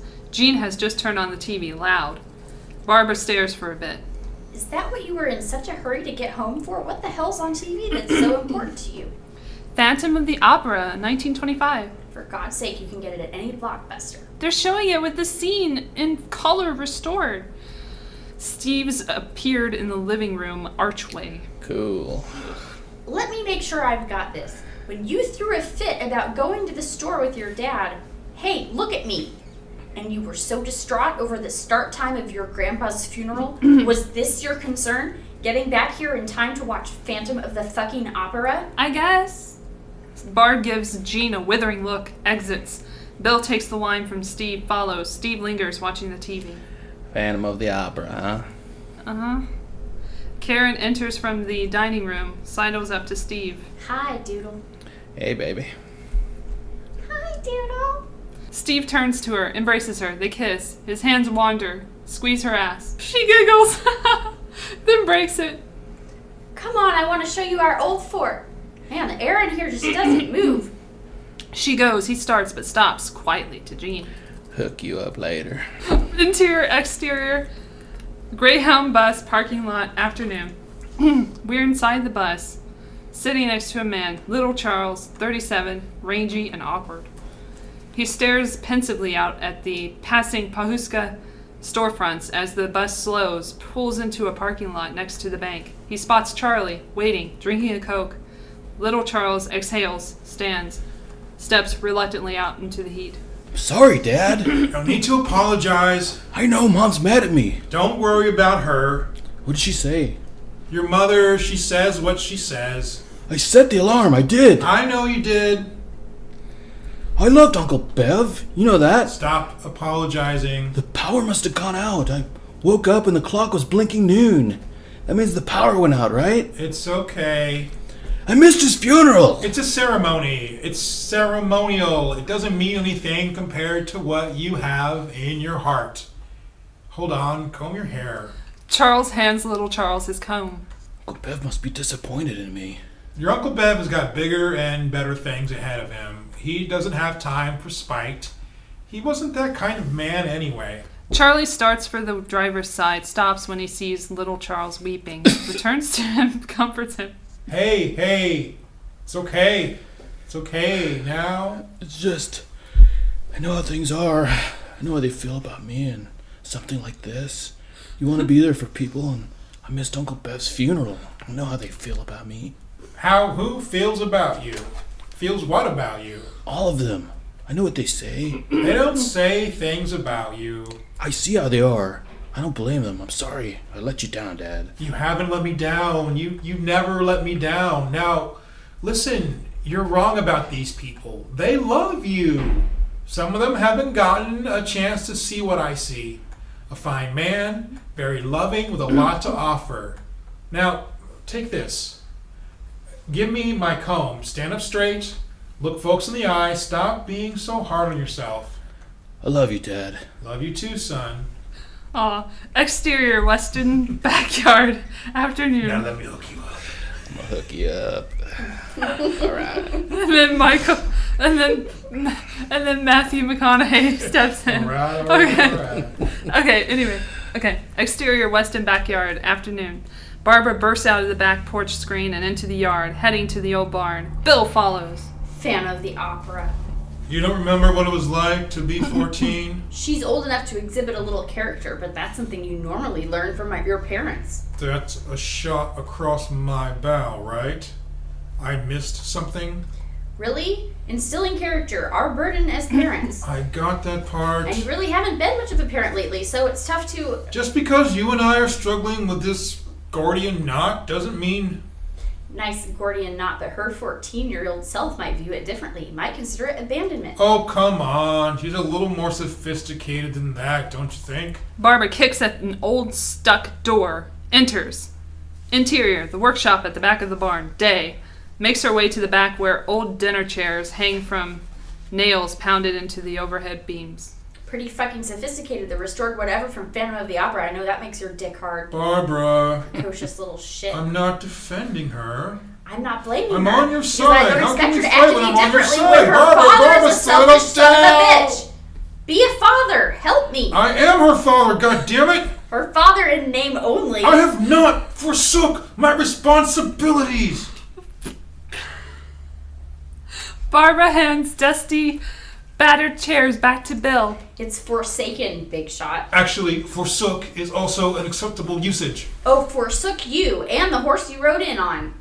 Each now with chairs in hand, head out into exterior, the backyard. Day, the blinding sunlight. Start back from the house. You don't fight fair. I've seen where that gets me. I'm sick of the whole notion of the enduring female. Grow up, because while you're going through your 5th puberty, the world is falling apart and your kid can't handle it. Our kid is just trying to deal with this goddamn madhouse you've dragged her into. This madhouse is my home. Think about that statement for a second, why don't you? Jean is here with me because this is a family event. Jean's here with you because she's a buffer between you and the shrill insanity of your mother. You know, you'd have a lot more credibility if you had any credibility. You can't resist, can you? You're a pretty easy mark. You're so goddamn self-righteous, you know? You're so... Surely you must have known when you started porking Pippi Longstocking you were due for a little self-righteousness, just a smidge of indignation on my part. Maybe I split because of it. They've reached the back porch stairs. She turns on him. Is this your confession then, when you finally unload all? You're thoughtful, Barbara, but you're not open. You're passionate, but you're hard. You're a good, decent, funny, wonderful woman, and I love you, but you're a pain in the ass. Bill pushes past her up the stairs, disappears inside. Interior, Beverly's study, afternoon. Violet stands in the middle of the room. Sunlight streams in through the windows surrounding her. Approaches Beverly's swivel chair, touches the back, slowly spins it, sits. August, your month. Locusts are raging. Summer psalm becomes summer wrath. Of course, it's only August out there. In here, who knows? All right, okay. The carriage held but ourselves. Dum-de-dum, best I got. Emily Dickinson's all I got. Something, here's horses' heads were toward eternity. Produces a bottle of pills, shakes one out, takes it. That's for me. One for me. Surveys the photos behind his desk. The girls, Vi and Bev, together in happier times. Picks up the hardback Meadowlark Bill left. Finds Beverly's reading glasses on the desk, puts them on, thumbs through it, finds the dedication. Simply, For my Violet. Violet smiles ruefully, takes another pill. For the girls. God love them. Surveys the book with something bordering on disgust. Another pill. Sits, waiting. For what? She's not sure. Mom, food's on the table. She takes the final look around, takes one last pill. Interior, dining room, afternoon. Jonna, Karen, Steve, and Maddie Faye carry in serving dishes. Set them down on the already overladen table. Charlie pours himself a sweet tea. This is lovely. You do all this? She's a wonder, this one. Bill passes through, carries us into the living room where he finds Jean, still watching the movie. Turn that off. It's time to eat. Don't suppose I could eat in here. You suppose right. Ivy comes down the stairs, looking. Did I hear little Charles? He went up back in the car. Exterior, backyard, afternoon. Ivy steps onto the porch. Little Charles is by his father's car, retrieving a Pyrex dish. Mom's casserole. Shuts the door, rests the casserole on the hood. They said you overslept. Maybe I accidentally overslept. I don't know. I'm sorry. Please. I know you had one of the worst days of your life, and I'm sorry if I... We don't have to do that with each other. She embraces him, kisses him. He looks toward the house. Breaking our rule. They're on to me, not us. Just me. I told them I was seeing someone. I didn't tell them who. I just wanted you to know in case it came up. What? Charles? I adore you. Interior, dining room, afternoon. Barbara, Bill, Maddie Faye, Charlie, Karen, and Steve are already seated. The men have removed their suit coats. Pass the casserole, please. My casserole's coming. I'll eat some of yours, too. Mom, let's eat. Little Charles and Ivy enter with the casserole. There he is. I wanted to put you at a kid's table, but they wouldn't let me. Where do you want this? Ad-lib greetings. Hey, good to see you. Wow. Hugs. Yeah. Handshakes. Hello. Great Hello. to be here. I'm gonna squeeze All it. right. Squeeze Good it. afternoon. Ivy slips in and takes her seat. Little Charles goes to put Maddie Faye's casserole on the table, but drops it. Whoa. It lands on the floor with a sickening splat. Oh, Jesus. God damn it! Oh, pa. You goddamn clumsy goofball! Mom, All right, I'm so nobody's sorry. hurt. What about me? I'm hurt. Mom, You're Jesus, not I'm sorry. hurt. It's just an accident. That's my casserole. Let it Not go, a party until Maddie somebody Faye. spills something. Gene, you didn't get any chicken. No, she I don't eat won't. meat. You don't eat meat? Good for you. Don't eat meat. Okay. Who wants chicken? Little Charles, chicken? Just put it on his plate for him, or he's liable to burn the house down. All right, Maddie Faye. Mom. Violet enters with a small frame photo of her and Bev. Barb, will you put this? Yeah, sure. Barbara takes it, places it on the sideboard. That's nice. That's sweet. I see you gentlemen have stripped down to your shirt fronts. I thought we were having a funeral dinner, not a cockfight. An awkward beat. The men gloomily put their suit coats back on. Someone should probably say grace. Barbara? Uncle Charlie should say it. He's the patriarch around here now. I am? Oh, I guess I am. By default. Okay. Dear Lord, All bow their heads. we ask that you watch over this family in this sad time, O Lord. That you bless this good woman and keep her in your grace. A cell phone rings, playing the theme from Sanford and Son. I don't know the rights. Steve digs through his pockets, finds his phone, checks it. I have to take this. Steve hustles into the kitchen to talk on the phone. We ask that you watch over Beverly too, as he makes his journey. We thank thee, O Lord, that we were able to join together and pay tribute to this fine man in his house with his beautiful daughters. We are truly blessed in our fellowship, our togetherness, our fellowship. Thank thee for the food, O Lord, that we can share this food and replenish our bodies with nutrients. We ask that you help us get better, be better people. Steve re-enters from the kitchen, snapping his phone shut. We recognize now more than ever the power, the joy of family. We ask that you bless and watch over this family. Amen. Amen. Sorry, folks. Let's eat. They begin to eat, everyone but Violet, who smokes instead. Barb, have you any use for that sideboard? That sideboard there. You have any interest in that? This? Well, no. I mean, why? I'm getting rid of a lot of this stuff, and I thought you might want that sideboard. Oh, Mom, I wouldn't have any way to get that home to Colorado. Really pretty. Maybe Ivy will take it? I have something like that, remember? Clearing all of this out of here. I want to have a brand new everything. I guess I'm just sort of not prepared to talk about your stuff. Suit yourself. This food is just spectacular. So Yeah, good. it is. You like your food, Mom?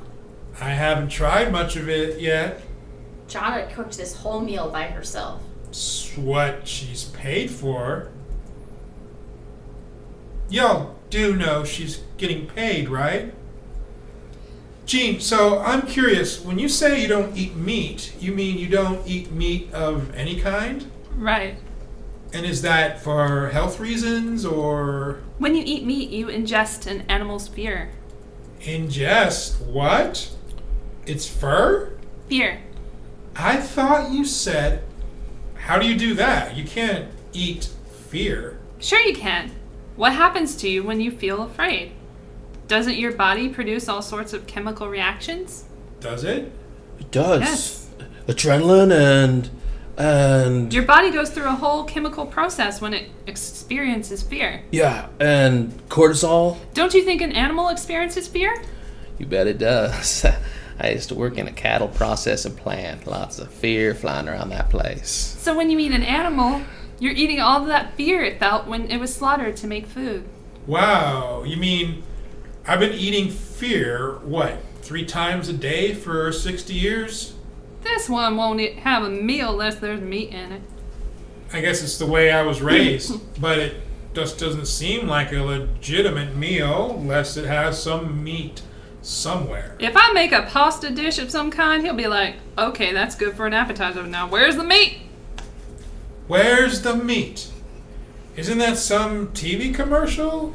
The old lady says, where's the meat? Beef. Where's the beef? Where's the meat? Where's the meat? Where's the meat? That's pleasant. I thought the services were lovely. Preacher Yes, did a weren't fine they? job. Vi sticks her hand out, flat, wiggles it back and forth. I give it a... Really? I thought it was great. Now we get some dramatic criticism. Too much talk about poetry, teaching. He hadn't written any poetry to speak of since 65, and he never liked teaching with it worth a damn. Nobody talked about the good stuff. Man was a world-class alcoholic. More than 50 years. Nobody told the story about that night he got wrangled into giving a talk at that TU alumni dinner. He drank a whole bottle of Ron Bocoy white rum. Don't know why I remember that. And got up to give this talk, and he fouled himself. Comes back to our table with this huge... I can't imagine why no one told that story. I don't know much about poetry, but I thought his poems were extraordinary. And your reading was very fine. Thank you. Who are you? Mom, this is my fiancé, Steve. I introduced you at the church. Steve Hadebrecht. Had a what? Hadebrecht. Hadeber. German. You're a German. Well, German-Irish, really. That's peculiar, Karen. To bring a date to your father's funeral? I know the poetry was good, but I wouldn't have really considered it date material. Jesus. He's not a date. He's my fiancé. We're getting married on New Year's in Miami. I hope you can make it. I don't really see that happening. Do you? Steve? That right? Steve? Yes, ma'am. You ever been married before? That's personal. I don't mind. Yes, ma'am, I have. More than once? 3 times, actually. 3 times before this. You should pretty much have it down by now, then. Right. Everybody's eating, passing food. Vi turns to Maddie Faye. I had that one pegged. I mean, look at him. You can tell he's been married. I took Steve out to show him the old fort and it's gone. That been gone for made me years. so sad. What is this now? Our old fort where we used to play cowboys and Indians. Daddy said rats were getting in there. Karen, shame on you.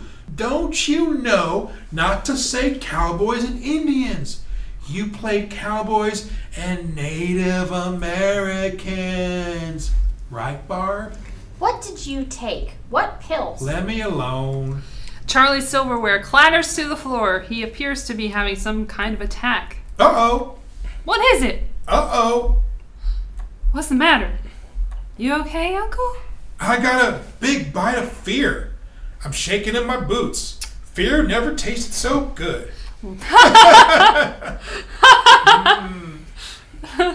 Charlie digs into his plate ravenously. Right. It's pretty good once you get used to the taste. I catch her eating a cheeseburger every now and again. I do not. Double cheeseburger, bacon, extra fear. Mom, you're such a liar.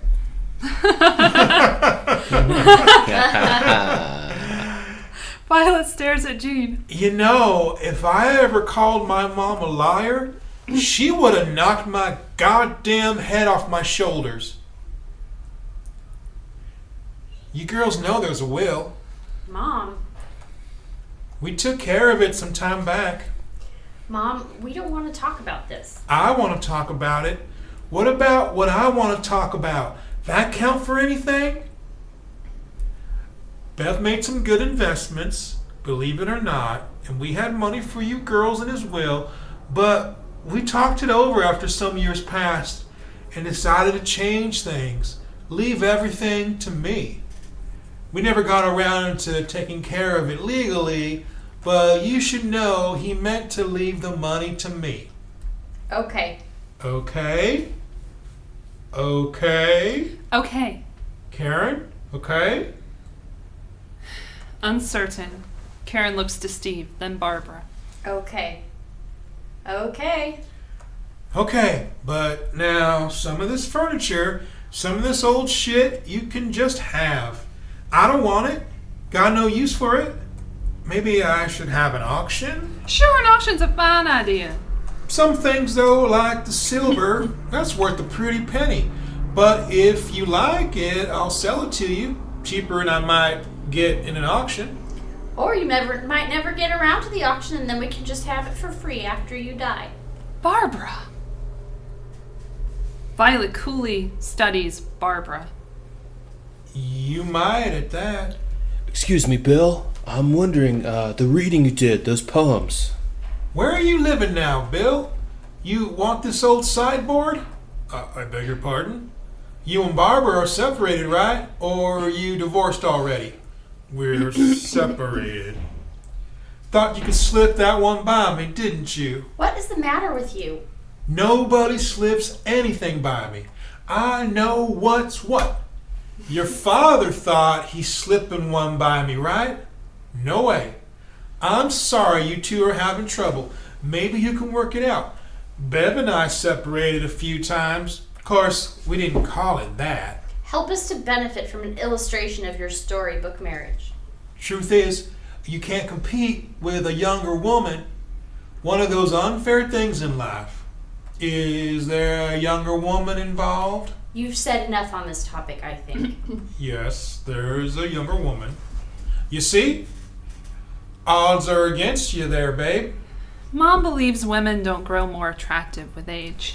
Oh, I disagree. I didn't say they don't grow more attractive. I said they get ugly. And it's not really a matter of opinion, Karen dear. You're only just started to prove it yourself. You're in rare form today, Vi. The day calls for it, doesn't it? What form would you have me in?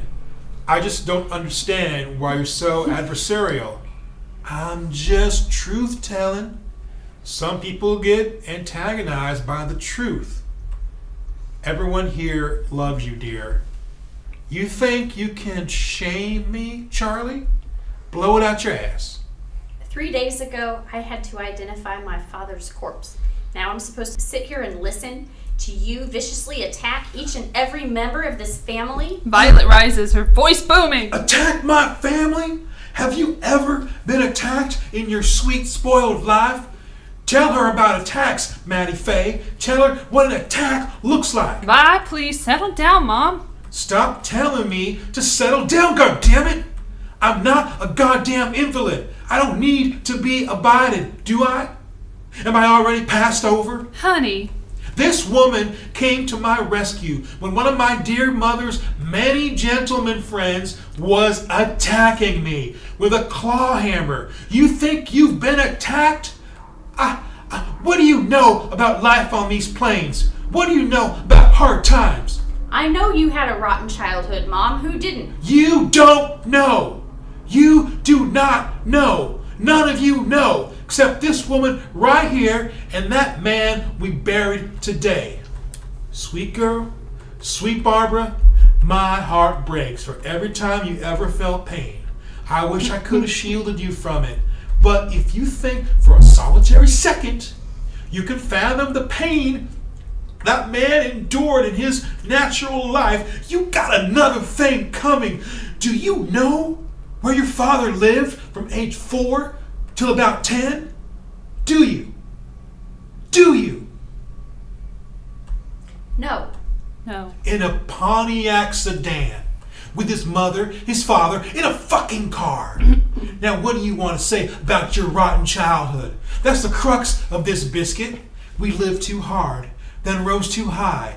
We sacrificed everything, and we did it all for you.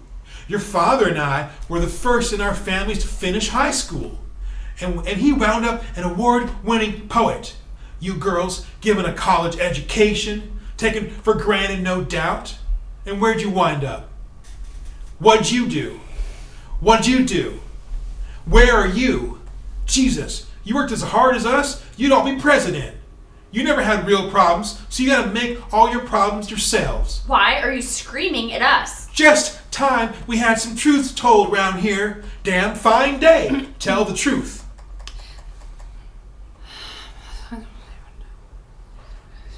Well, the truth is, I'm getting full. Amen. There's dessert, too. I saw her making those pies. They looked so good. Little Charles suddenly stands. I have a truth to tell. It speaks. No! What is it, man? I have a truth. Little Charles.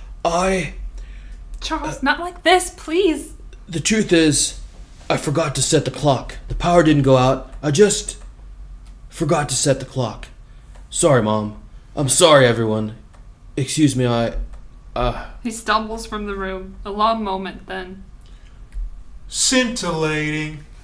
I gave up a long time ago. Little Charles is your project. Charles. His name is Charles. Poor Ivy.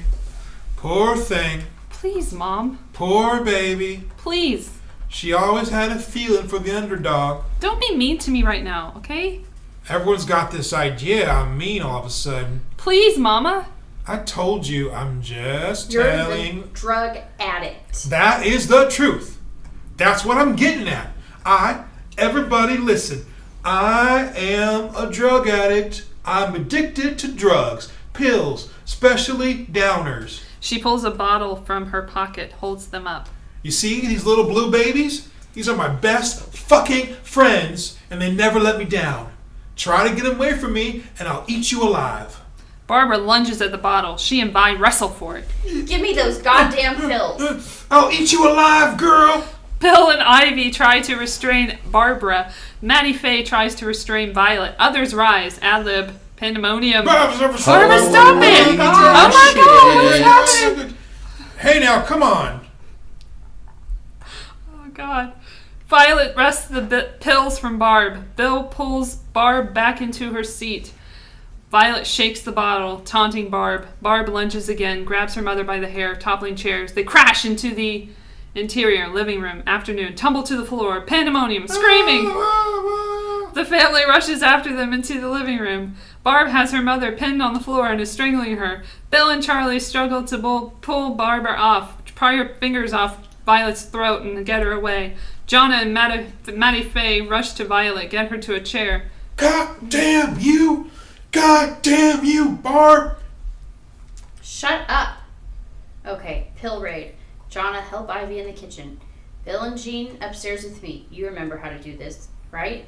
Yeah. Go through everything, every closet, every drawer, every shoebox. What should I do? Get Mom some black coffee, a wet towel, and listen to her bullshit. Karen, call Dr. Burke. You can't do this! This is my house! This is my house! You don't get it, do you? She strides to her mother, looms over her. I'm running things now. Interior, upstairs hallway, late afternoon. The hallway is empty, but we hear the sounds of the search coming from the bedroom. Barbara appears, looks through the linen closet, looking behind stacked towels and old electric blankets. Finds a bottle of pills in the back. Ivy comes upstairs, followed closely by Karen. Hold out pill bottles. Barb adds them to the ones she's already collected in a large Ziploc bag. That's all we could find. Barb heads for the bathroom, lifts the toilet seat, begins dumping pills into the bowl. Karen examines the bottles. Why Dr. Burke write her so many prescriptions, doesn't he know? It's not just him. She's got a doctor in every port. You knew this was going on again? Ivy shrugs, finished emptying the pills. Barb flushes the toilet, steps to her mother's open bedroom door, looks in. Interior, but Violet's bedroom, late afternoon. Violet lays motionless on the bed in the semi-darkness, facing the wall, still fully clothed. Ivy and Karen join her. They stare at their mother's comatose form, finally. Now what? Wine. Lots of wine. Exterior, Weston House yard, gazebo, night. Barbara, Ivy, Karen, and the remains of the dinner wine sit around the table in the backyard gazebo. Think we can goad Mom into giving Burke her greatest generation speech tomorrow? Tell him about the claw hammer? Won't do any good. He's part of the same generation. Greatest generation, my ass. What makes them so great? Because they were poor and hated Nazis? Who doesn't fucking hate Nazis? Remember when we checked her in the psych ward, that stunt she pulled? Big speech. She's getting clean, making this incredible sacrifice for her family. She's let us down, but now she'll prove she's a good mother. I wasn't there.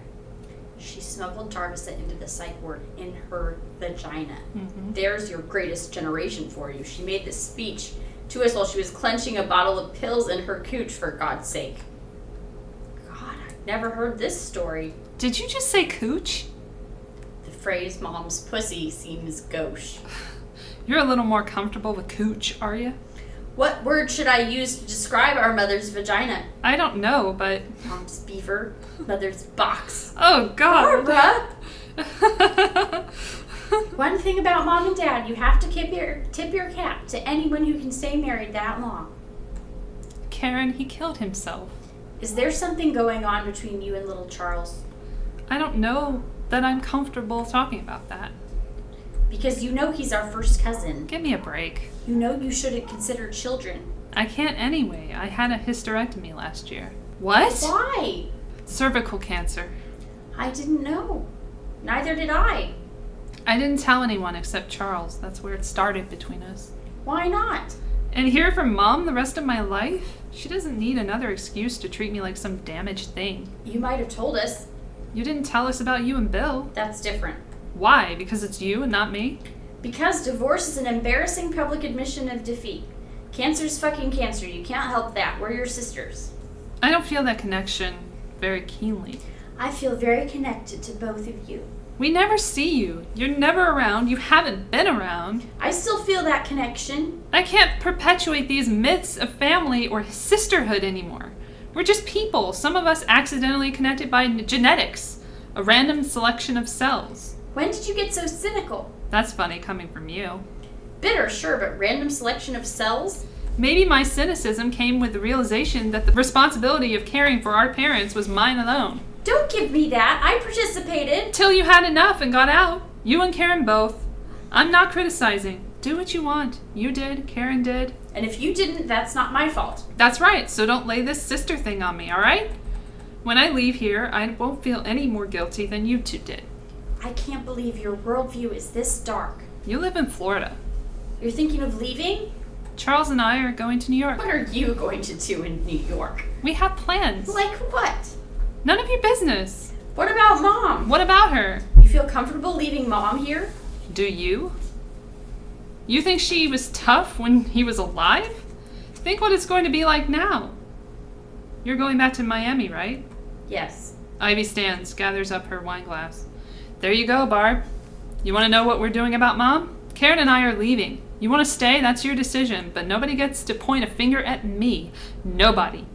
Ivy starts back for the house. Exterior, Weston house yard. Night. The Weston women head for the house. My girls are all together.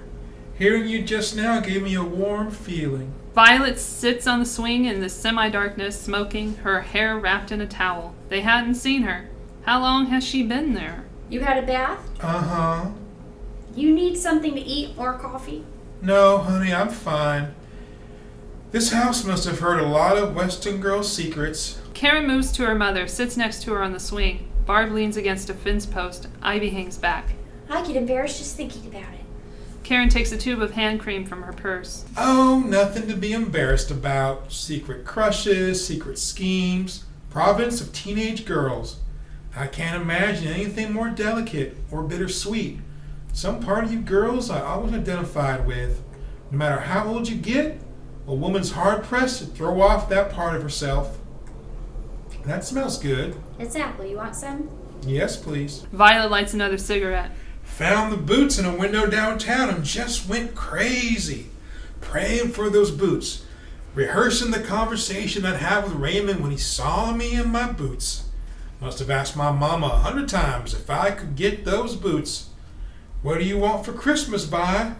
Mama, I'll give all of it up just for those boots.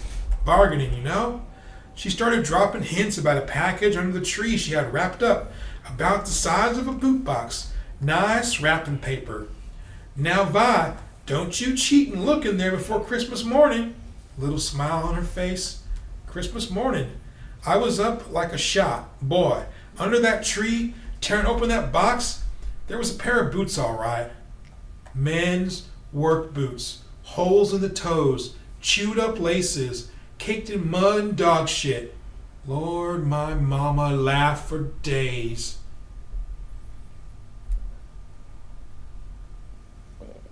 Please don't tell me that's the end of the story. Oh, no, that's the end. Ivy shakes her head, goes inside. She's had enough of Violet to last a lifetime. You never got the boots? No? Okay, well that's the worst story I ever heard. That makes me wish for a heartwarming clawhammer story. My mama was a nasty, mean old lady. I suppose that's where I got it from. You're not nasty mean. You're our mother and we love you. Thank you, sweetheart. Karen leans her head against her mother's shoulder, takes her mother's hand. Off Barbara, watching this. Interior, guest room, early morning. Barbara wakes, takes a moment to get her bearings. Early sunlight pours in. Bill's still asleep. She sits up, studies him, surprised to find him beside her. Interior, exterior, backyard, early morning. Barbara stands in the door, closes her eyes, letting the early morning sun warm her.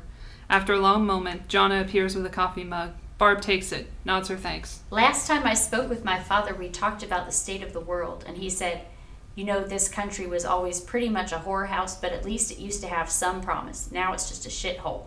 I think maybe he was talking about something else, something more specific, personal. This house, his family, his marriage, himself. There was something sad in his voice. Not sad. He always sounded sad. Hopeless, as if it had already happened. As if whatever was disappearing had already disappeared. And no one saw it go. This country, this experiment, America, this hubris.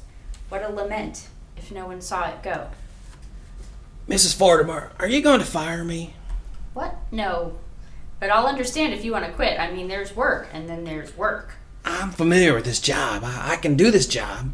I don't do it for you or Mrs. Weston, or even Mr. Weston, right? I do it for me. Why? I need the work. Jonna, did my father say anything to you?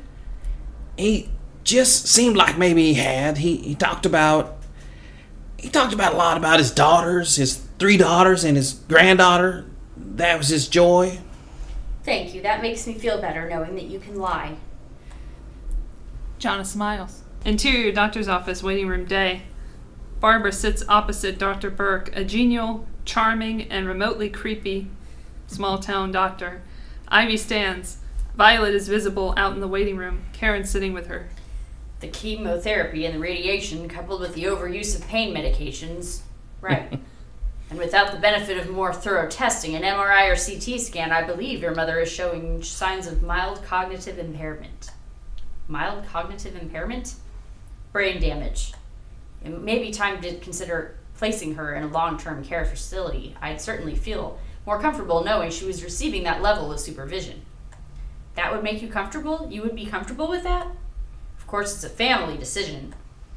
You want us to send her to where? A psychiatric hospital? Well, Beverly's gone. Right, not gone so much as dead, but I see your point. Legal guardianship for you and your sisters with my recommendation should be a simple... Leave me out of this. Thanks. So you're thinking that if the 3 of us cooperated with you on a commitment end around, we'd be less likely to sue your ass? I'm sorry? Mild cognitive impairment? Are you fucking kidding me? You really want to go before a judge and make a case for a couple radiation treatments and some chemo causing brain damage? Think you can make that stand up in court when I'm sitting at the other table doing this? Barbara pulls out the Ziploc bag, throws a pill bottle at Dr. Burke, bouncing it lightly off his head. All right, I think... Know whose name is on those bottles? She hits him with another pill bottle. Your mother is a very... She hits him with another pill bottle. Barb. She hits him with another pill bottle.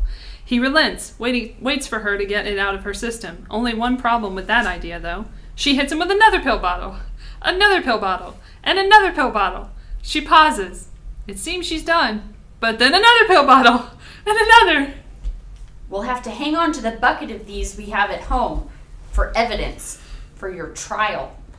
She gets up to go, gets to the door, turns and fires one last pill bottle at him, leaves. Ivy lingers, grins at Burke. Interior, exterior, tall grass, prairie, preserve, Bev's Lincoln day. The sun, parched Indian grass, and turkey-tooped are wilting but stirred by prairie winds. Bev's old Lincoln follows a thread of black top through the tall grass. Barb drives, Ivy up front. Karen's in the back with Violet. Pull the car over. We'll be home in a few minutes. Pull the car over. I'm gonna be sick. Barbara looks back, sees her mother means this literally, pulls to the side of the road. Violet gets out quickly. We stay with Barbara as she climbs out of the car, stares across the road, waiting for Violet, who can be heard retching. Karen and Ivy still in the car. The sound fades as Barbara contemplates the prairie and for a long moment loses herself back to this land, to her home. Her expression is unreadable, enigmatic. Then behind her, out of focus, we become aware of Violet running away across the prairie through the tall grass. Barbara turns simply to get back in the car, sees Violet running through the field. Mom? Violet keeps running. Mom? Where are you going? Barbara watches for another moment. God damn it, Mom! Barbara takes off after her. Ivy and Karen climb out but don't follow, shield their eyes to watch the chase. It's an odd sight, the two women racing through the grass. One almost 70, the other nearing 50. Barbara is slow in her pursuit at first, maybe because of her shoes, or maybe because she just feels silly. Then realizes that Violet is not stopping, not unless Barbara stops her. Violet runs through the tall grass, puts a foot wrong, goes down. Barbara catches up, out of breath, collapses. They lay on the ground, wheezing, sweating. Where the fuck are you going, Mom? And now we see the full beauty of the land, the distant horizon, the high cumulus clouds, the endless blue sky. Barb and Violet, 2 dots, lost in the unforgiving prairie. There's nowhere to go. Interior, exterior, Lincoln Weston House driveway, afternoon. Barb pulls the Lincoln in beside Charlie's Caddy and Ivy's Honda, shuts off the engine. Ivy and Karen climb out, start back for the house. Barbara turns to Violet. I'm sorry. Please, honey. No, it's important I say this. I lost my temper at dinner and went too far. Barbara, the day, the funeral, the pills. I was spoiling for a fight and you gave it to me. So, truce? Truce. What now? How do you mean? Don't you think you should at least consider a rehab center? Karen turns, realizing they're not following. Should she go back to the car? She decides no, continues inside. I can't go through that again. No, I can do this. You got rid of my pills, right? All we could find. I don't have that many hiding places. Mom, now come on. You want to search me? No. If the pills are gone, I'll be fine. Just need a few days to get my feet under me. I can't imagine what this all must be like for you right now. I just want you to know you're not alone if you need any help. I don't need any help. I want to help. I don't need your help. Mom. I don't need your help. I've gotten myself through some... I know how this goes. Once all the talking's through, people go back to their own nonsense. I know that. So don't worry about me. I'll manage. I'll get by. Violet gets out, heads inside, while Barbara watches her go. Interior, Weston House, living room, afternoon. Ivy finds little Charles watching television. Is the coast clear? Never very. Ivy waits until Karen passes through, heads upstairs. What are you watching? Television? Can I watch it with you? I wish you would. She sits beside him on the couch. I almost blew it last night. Are you mad at me? Nope. They hold hands. I was trying to be brave. I know. I want everyone to know that I got what I always wanted. And that means I'm not a loser. Hey. He turns to look at her. You're my hero. He considers this, then breaks into a huge smile, mutes the TV, goes to the ancient oak electric piano, turns it on. Come on, help me push the pedal. She joins him on the piano bench. I wrote this for you. He plays and quietly sings a gentle but quirky love song. It's charming, touching. She smiles, he smiles back. Midway through, Maddie Faye enters, watches for a moment, then breaks the spell. Liberace! Get yourself together, we have to get home and take care of those damn dogs. They're probably eating the drapes by now. Charlie comes down the stairs with their overnight bag. I'm sure the house is fine. Oh, look, honey, little Charles has got the TV on. No, I was just... This one watches so much television it's rotted his brain. I'm sure that's not true. What was it I caught you watching the other day? I don't remember. Maddie Faye. You do so remember some dumb talk show about people swapping wives? I don't remember. You don't remember? Too bad there ain't a job where they pay you to sit around watching TV. Come on, Maddie Faye. You know, he got fired from a shoe store. Maddie Faye, we're gonna get in the car and go home. And if you say one more mean thing to that boy, I'm gonna kick your fat Irish ass onto the highway. You hear me? What the hell did you say? You kids go outside, would you please? Ivy and little Charles go. I don't understand this meanness. I look at you and your sister and the way you talk to people, and I don't understand it. I can't understand why folks can't be respectful of one another. I don't think there's any excuse for it. My family didn't treat each other that way. Maybe that's because your family... You had better not say anything about my family right now. I mean it. We buried a man yesterday, and I loved him very much. And whatever faults he may have had, he was a good, kind, decent person. And to hear you tear into your own son, not even a day later, dishonors Beverly's memory. We've been married 38 years. I wouldn't trade them for anything. But if you can't find a generous place in your heart for your own son, we're not going to make it to 39. He goes. She takes a moment to collect herself, turns to follow, finds Barbara standing out in the open kitchen door. An awkward moment. I didn't mean to eavesdrop. I froze. That's... You have a cigarette, hun? No, I quit years ago. So did I. Just sounded good to me. I thought at dinner.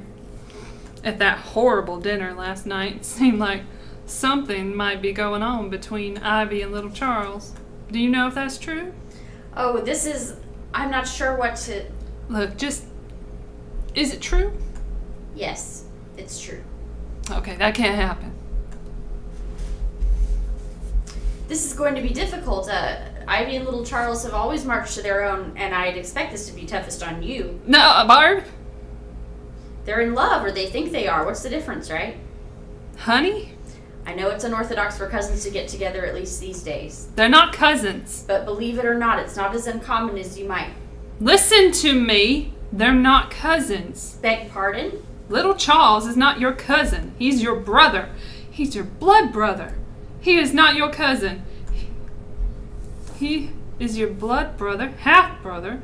He's your father's child, which means that he is Ivy's brother. Do you see? Little Charles and Ivy are brother and sister. Karen and Steve enter from outside. Go away. We're just going to... Go away! Now! Go away! They retreat. Barbara stares at Maddie Faye. You and Dad. Who knows this? I do, and you do. Uncle Charlie doesn't suspect? We've never discussed it. What? We've never discussed it, okay? Did Dad know? Yes. You know, I'm not proud of this. Really? You people amaze me. What, were you drunk? Was this just some... I wasn't drunk, no. Maybe it's hard for you to believe, looking at me, knowing me the way you do all these years. I know to you I'm just your old fat Aunt Maddie Faye. I'm more than that, sweetheart. There is more to me than that. I don't know why little Charles is such a disappointment to me. Maybe, well, I don't know why. I'm disappointed for him, more than anything. I made a mistake a long time ago. Okay, I paid for it, but the mistake ends here. If Ivy found out, it would destroy her. I'm sure as hell not going to tell her. You have to find a way to stop it. You have to put a stop to it. Exterior, Weston House, backyard, night. It's late, the house still. We move through dark rooms, drawn to the murmur of sound and a faint sound coming from outside the kitchen. You weren't kidding. This stuff is strong. Florida, baby. #1 industry. Who cares? Slowly discovered, Jean and Steve sharing a joint out by the fence. She wears a long t-shirt. He wears sweatpants and a sleeveless t-shirt. Both are barefoot. #1 by far. Want a shotgun? Oh, you don't know what a shotgun is? I know what a shotgun is. Not that kind of shotgun. Here, just put your lips right next to mine and you inhale while I exhale. Okay. He puts the joint in his mouth, lit and first. Their lips nearly touch as he blows marijuana smoke into her mouth in a steady stream. She nearly chokes. Hold it. Don't let it out. She finally gasps, exhales, coughs. That's a kick, huh? Interior, the attic room, night. John awakes, listens, sits up. Interior, attic stairs, upstairs, hallway, night. Jonna makes her way down the attic stairs and into the second floor hallway, the whispers below unintelligible. Interior, main staircase, hallway. Jonna steps into the main hallway, drawn to whispers and giggling from outside in the yard. Show 'em to me. I won't look. If you won't look, there's no point in showing them to you. Okay, I'll look. You're just an old perv. Christ, you got a great set. Show you mine if you show me yours. I don't want to see yours, perv. Jonna approaches carefully, can't yet see them. You ever seen one? What are you doing? Nothing. You're gonna get us both in trouble. I'm wide and over 30. I don't get in trouble. Jonna pushes out the screen to discover Steve kissing and groping Jean, sliding his hand down between her legs. Jonna grabs a shovel, leaning against the storm cellar door. Jean and Steve, clothes in disarray, quickly separate. Oh my God! Fuck. Jonna approaches Steve menacingly. Hold up there, lady. You don't... Jonna swings the shovel, barely misses Steve's nose. Bedroom lights above snap on. Hey, god damn it. Careful. She swings again, hard. The shovel smacks into the arm he puts up to block her, smashing his head with the spade. Ow! God damn. He holds his arm in pain. She wades in with a strong swing and connects with his back. He goes down. Jonna stands above him, arm cocked, watching for him to try and get up. He doesn't. Karen rushes out, sees Steve on the floor. What happened? He was messing with Jean. Honey, you're bleeding. You okay? He groans, tries to get up. Bill and Barbara run in. Jean, what are you doing up? We were... I don't know. Who was? Are you Yeah, alright? fine. Call a doctor. I don't know. Jonna, what's going on? He was messing with Jean, so I tuned him up. Messing What? with? What's What do you that mean messing mean? with? He was kissing and grabbing her. This information settles in. Then Barbara attacks Steve, who's just gotten to his feet. Karen gets between them. Bill grabs Barbara from behind, trying to pull her away. I'll murder you, you prick. I didn't do anything. Mom, stop it! Settle down. You know how old that girl is? Tell him I didn't do anything. She's 14 years old. Are you out of your goddamn mind? Barbara, just back off. Karen manages to get Steve up the porch steps and into the house. Barbara, Bill, Jean, and Jonna remain. Son of a bitch is a goddamn sociopath. What is the matter with you? Will you please stop freaking out? Why don't you start at the beginning? What are you even doing up? Please, sweetheart, we need to know what went on here. Nothing went on. Can we just not make a federal case out of everything? I came down for a drink. He came in. End of story, alright?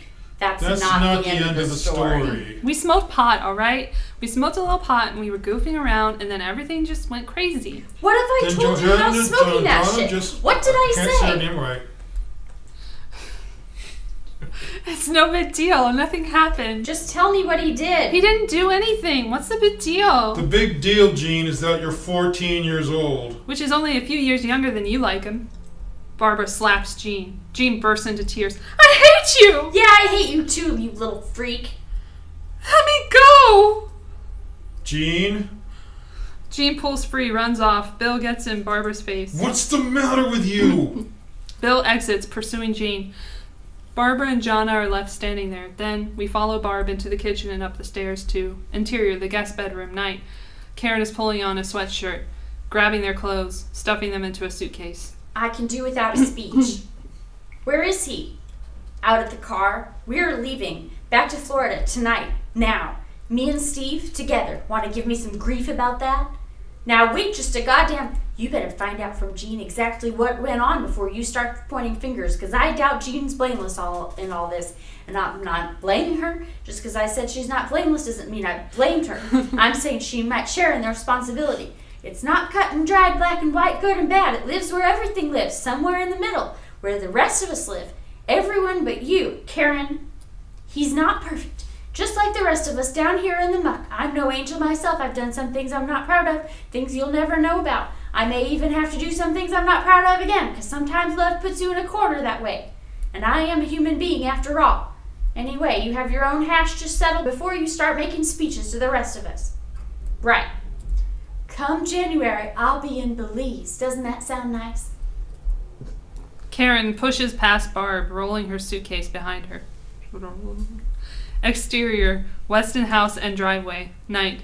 Karen bursts through the screen door, rushes down the steps to Steve's waiting Ferrari, its lights already on, engine running, throws her suitcase in the back. Barb steps out onto the porch as it reverses, slams into gear, and accelerates down the drive, spewing gravel as it goes. Bill comes out, watches it disappear with Barbara. Then, I'm taking Jean with me, heading back to Colorado in the morning. but Barb's still focused on the distant Ferrari. She's too much for you right now. Okay. I'm sure you'll find a way to blame me for all this. Yeah, well, I can't make it up to Jean right now. She's just going to have to wait until I get back to Boulder. You and Jean have about 40 years left to fight and make up. Why? What happens in 40 years? You die? Oh, right. I mean... No, right. I fail. As a mother, as a daughter, as a wife. I fail. No, you don't. I physically attacked Mom and Jean in the span of 24 hours. You stick around here and I'll cut off your penis. That's not funny. He starts back inside. You're never coming back to me, are you, Bill? Never say never, but no. no. Even if things don't work out between you and Marcia. Cindy. Right. Even if things don't work out. And I'm never really going to understand why, am I? Bill struggles. Seems he might have more to say, but then... Probably not. Bill goes. She watches him leave. Fights back tears. Exterior, Weston House day. A blistering hot late August day. The Weston House sits in bucolic, heat-weary silence. The driveway no longer crowded with cars. Barb stands nearly where she did the night before in her sweats and robe, watching yet another car go. Their rental, Bill behind the wheel, backing up, Jean in the seat beside him. Jean stares blankly at her mother as she rolls past. Bill never looks back. The rental heads down the drive, passing Ivy's Honda arriving. Bill slows for a moment to let Ivy pass, then continues on its way back to Tulsa and the airport. Ivy pulls in next to Bev's big Lincoln, climbs out, walks to her sister, looks back to the rental leaving. Where are Bill and Jean going? Barbara doesn't answer, just stands there. Karen too? Yeah. Barb turns, heads for the house. Ivy follows. Is she clean? She's moderately clean. Moderately? You don't like moderately? Then let's say tolerably. Is she clean or not? Back off. I'm nervous. Oh, Christ, Ivy, not today. I have to tell her, don't I? We're leaving for New York tomorrow. That's not a good idea for you and Charles to take this any further. Where is this coming from? Barbara heads up the porch steps and into interior, the Weston House kitchen day. Lot of fish in the sea. Surely you can rule out the one single man in the world you're related to. I love the man I'm related to. Fuck love. What a crock of shit. People can convince themselves they love a painted rock. They find Jonna cooking in the kitchen. Looks great. What is it? Catfish. Bottom feeders, my favorite. You're nearly 50 years old, Ivy. You can't go to New York. You'll break a hip. Eat your catfish. I have lived in this town year in and year out, hoping against hope someone would come into my life. Don't get all Carson McCullers on me. Now wipe that tragic look off your face and eat some catfish. They head into the dining room, finding Violet smoking, working on her jigsaw puzzle. Howdy, Mom. What's howdy about it? Look, catfish for lunch. Jonna, you hungry? Ivy, you should smile. Like me. Jonna enters from the kitchen. Mom needs her lunch, please. I'm not hungry. You haven't eaten anything today. You didn't eat anything yesterday. I'm not hungry. Why aren't either one of you dressed? We're dressed. We're not sitting here naked, are we? Yeah. Jonna re-enters with plates, then goes. Eat. No. Eat it. Mom, eat it. No. Eat it, you fucker. Eat that catfish. Go to hell! That doesn't cut any fucking ice with me. Now eat that fucking fish. Mom, I have something to talk to you about. No, you don't. Barbara! No, you don't. Shut up. Shut the fuck up. Please! What's to talk about? Mom! Forget it. Eat that fucking fish. I'm not hungry. Eat it. No! Mom, I need to. No! Mom! Eat the fish, bitch. Mom, please! Barbara! Okay, fuck it. Do what you want. I have to tell you something. Ivy's a lesbian. Barbara! No, you're not. No, I'm not. Yes, you are. Did you eat your fish? Barbara, stop it. Eat your fish. Barbara. Eat your fish. Barbara, quiet now. Mom, please, this is important. Eat your fish. Eat your fish. Eat your fish. Ivy stands, hurls her plate of food, smashes it. What the fuck? I have something to say. Are we breaking shit? Barbara takes a vase from the Sideboard smashes it. Because I can break shit. Violet throws her plate, smashes it. See, we can all break shit. Charles and I... You don't want to break shit with me, motherfucker. Charles and I... John, a little spill in here. Ivy gets in Barbara's face. Barbara, stop it. Mom, Charles and I... Little Charles. Charles and I... Little Charles. Barbara? You have to say Little Charles or she won't know who you're talking about. Little Charles and I... Barbara relents. Ivy will finally get to say the words. Little Charles and I are... Little Charles and you are brother and sister. I know that. Oh, Mom. What? No. Listen, Little Charles... I've always known that. I told you, no one slips anything by me. Mom. Don't listen. I knew the whole time Bev and Maddie Faye were carrying on. Charlie should have known too, if he wasn't smoking all that grass. It's the pills talking. Your father tore himself up over it.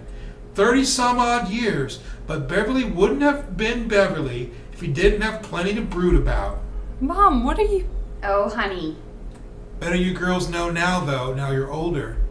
Never know when someone might need a kidney. Ivy looks from Violet to Barbara. Suddenly lurches away from the table, knocking over her chair. Why in God's name did you tell me this? Hey, what do you care? You're monsters. Come on now. Monsters. Who's the injured party here? Ivy flees from the dining room, pursued by Barbara.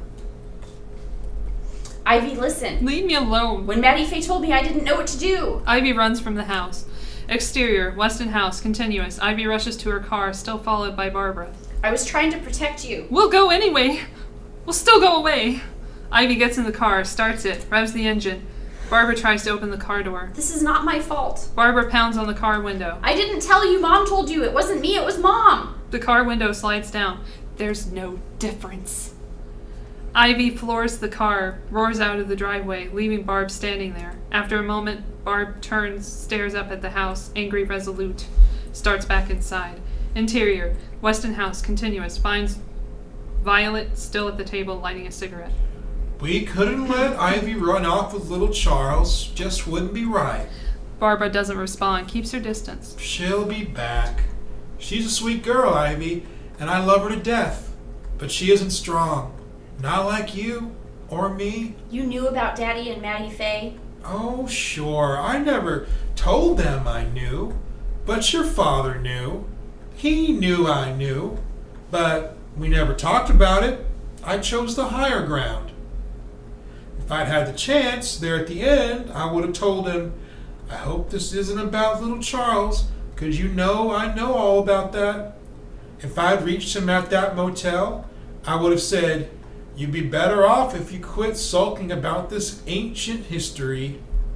What motel? I called over there on Monday after I got into that safety deposit box, but it was too late. He checked out. How did you know where he was? Violet is growing agitated with the interrogation. The note.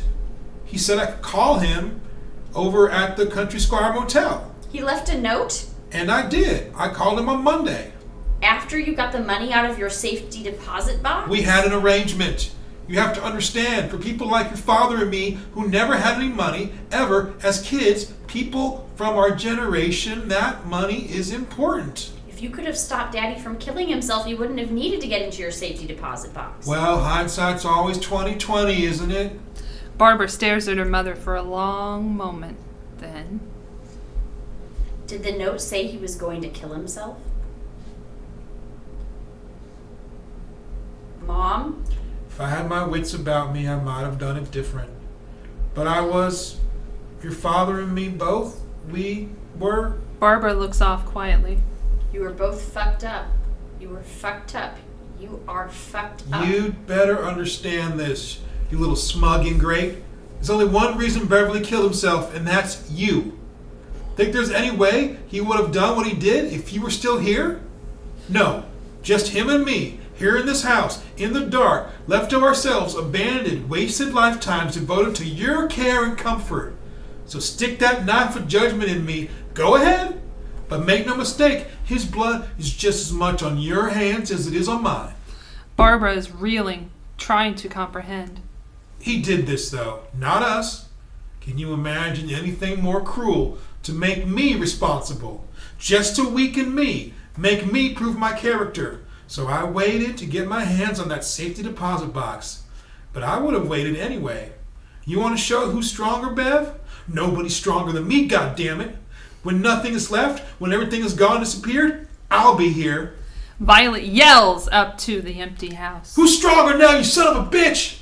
Barbara feels sick, the floor giving way beneath her. She takes a moment. Then You're right, Mom. You're the strong one. she goes to her mother, kisses her, turns, heads into the hall, grabs her purse and Bev's keys from the dish. Violet only slowly realizes Barbara's gone. Barbara? Hears the sound of the screen door opening and slamming shut. Barbara? Violet follows her into the hall, stops at the screen door. You and me, we're alike. Barb doesn't turn around, keeps moving quietly. No. Sees Barb heading across the yard for Beverly's pickup. Barbara, please. I'm nothing like you. Please, Barbara. Watches Barbara climb into the truck, back slowly out. Go. Barbara? Barbara drives off, the driveway now empty again. Violet alone outside on the walkway. She turns back to the house, yelling, moving from empty room to empty room. Ivy! Ivy, you here? The dining room, the kitchen, Barb! Ivy! and into the living room, Bev's study. Bev! Bev! She stumbles to the stereo, puts on her Clapton, stares at the spinning album. Jonah? She reels to the stairs, crawling up. Interior, exterior, Beverly's pickup, moving, day. Barbara is nearly catatonic as she drives, the house receding in the rear window behind her.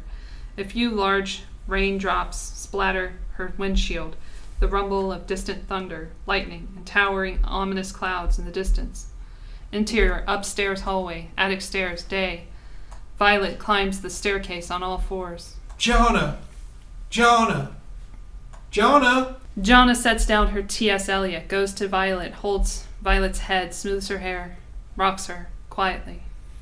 And then you're gone, and Beverly, and then you're gone, and Barbara, and then you're gone, and then you're gone, and then you're gone. Jonna quietly sings to Violet. This is That's the way the that you're world gone, ends. then you're gone. Perfect. Interior, Beverly's pickup, day, on Barbara as she drives. This is the way the world ends. This is the way the world ends. And then you're gone, and then you're gone. We stay on Barb as she slowly pulls herself back together, brushes tears from her cheeks, laughs darkly. Notices her hands are shaking from the adrenaline. Slows, pulls the pickup to the side of the road at the top of a small rise. Climbs out, stares out over the miles of prairie. The wind gently ruffles her clothing, her hair, clothes on her as she settles into exhausted relief, unsure of what comes next, but finally on her way as we fade to black. And that was August Osage County, featuring Betsy Freeman as Barbara Weston, Karen Weston, Dr. Burke, and the liquor store owner. who didn't have any lines. You did not have any lines. Killed it. I killed the liquor store owner. It was perfect.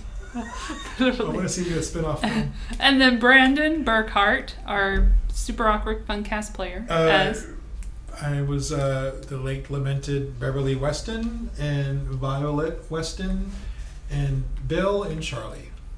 and we have newbie also, as well as Betsy, Brent Pope from Iowa West as I played Jonna, Little Charles, and the as sheriff, Sean and the Penn sheriff, type. and Steve Steve or Hodges. Matthew McConaughey's What's his name? character. Steve Heidebrecht. Yeah, Heidelberg. And your humble hostess, Elle Latham, as Jean Weston, Ivy Weston, Maddie Faye Aiken, and the narrator, of course, of the story. Of the wonderful script that was very talkative to us. I love that script. It's hilarious. Thank you so much for listening, and stay tuned for the next episode.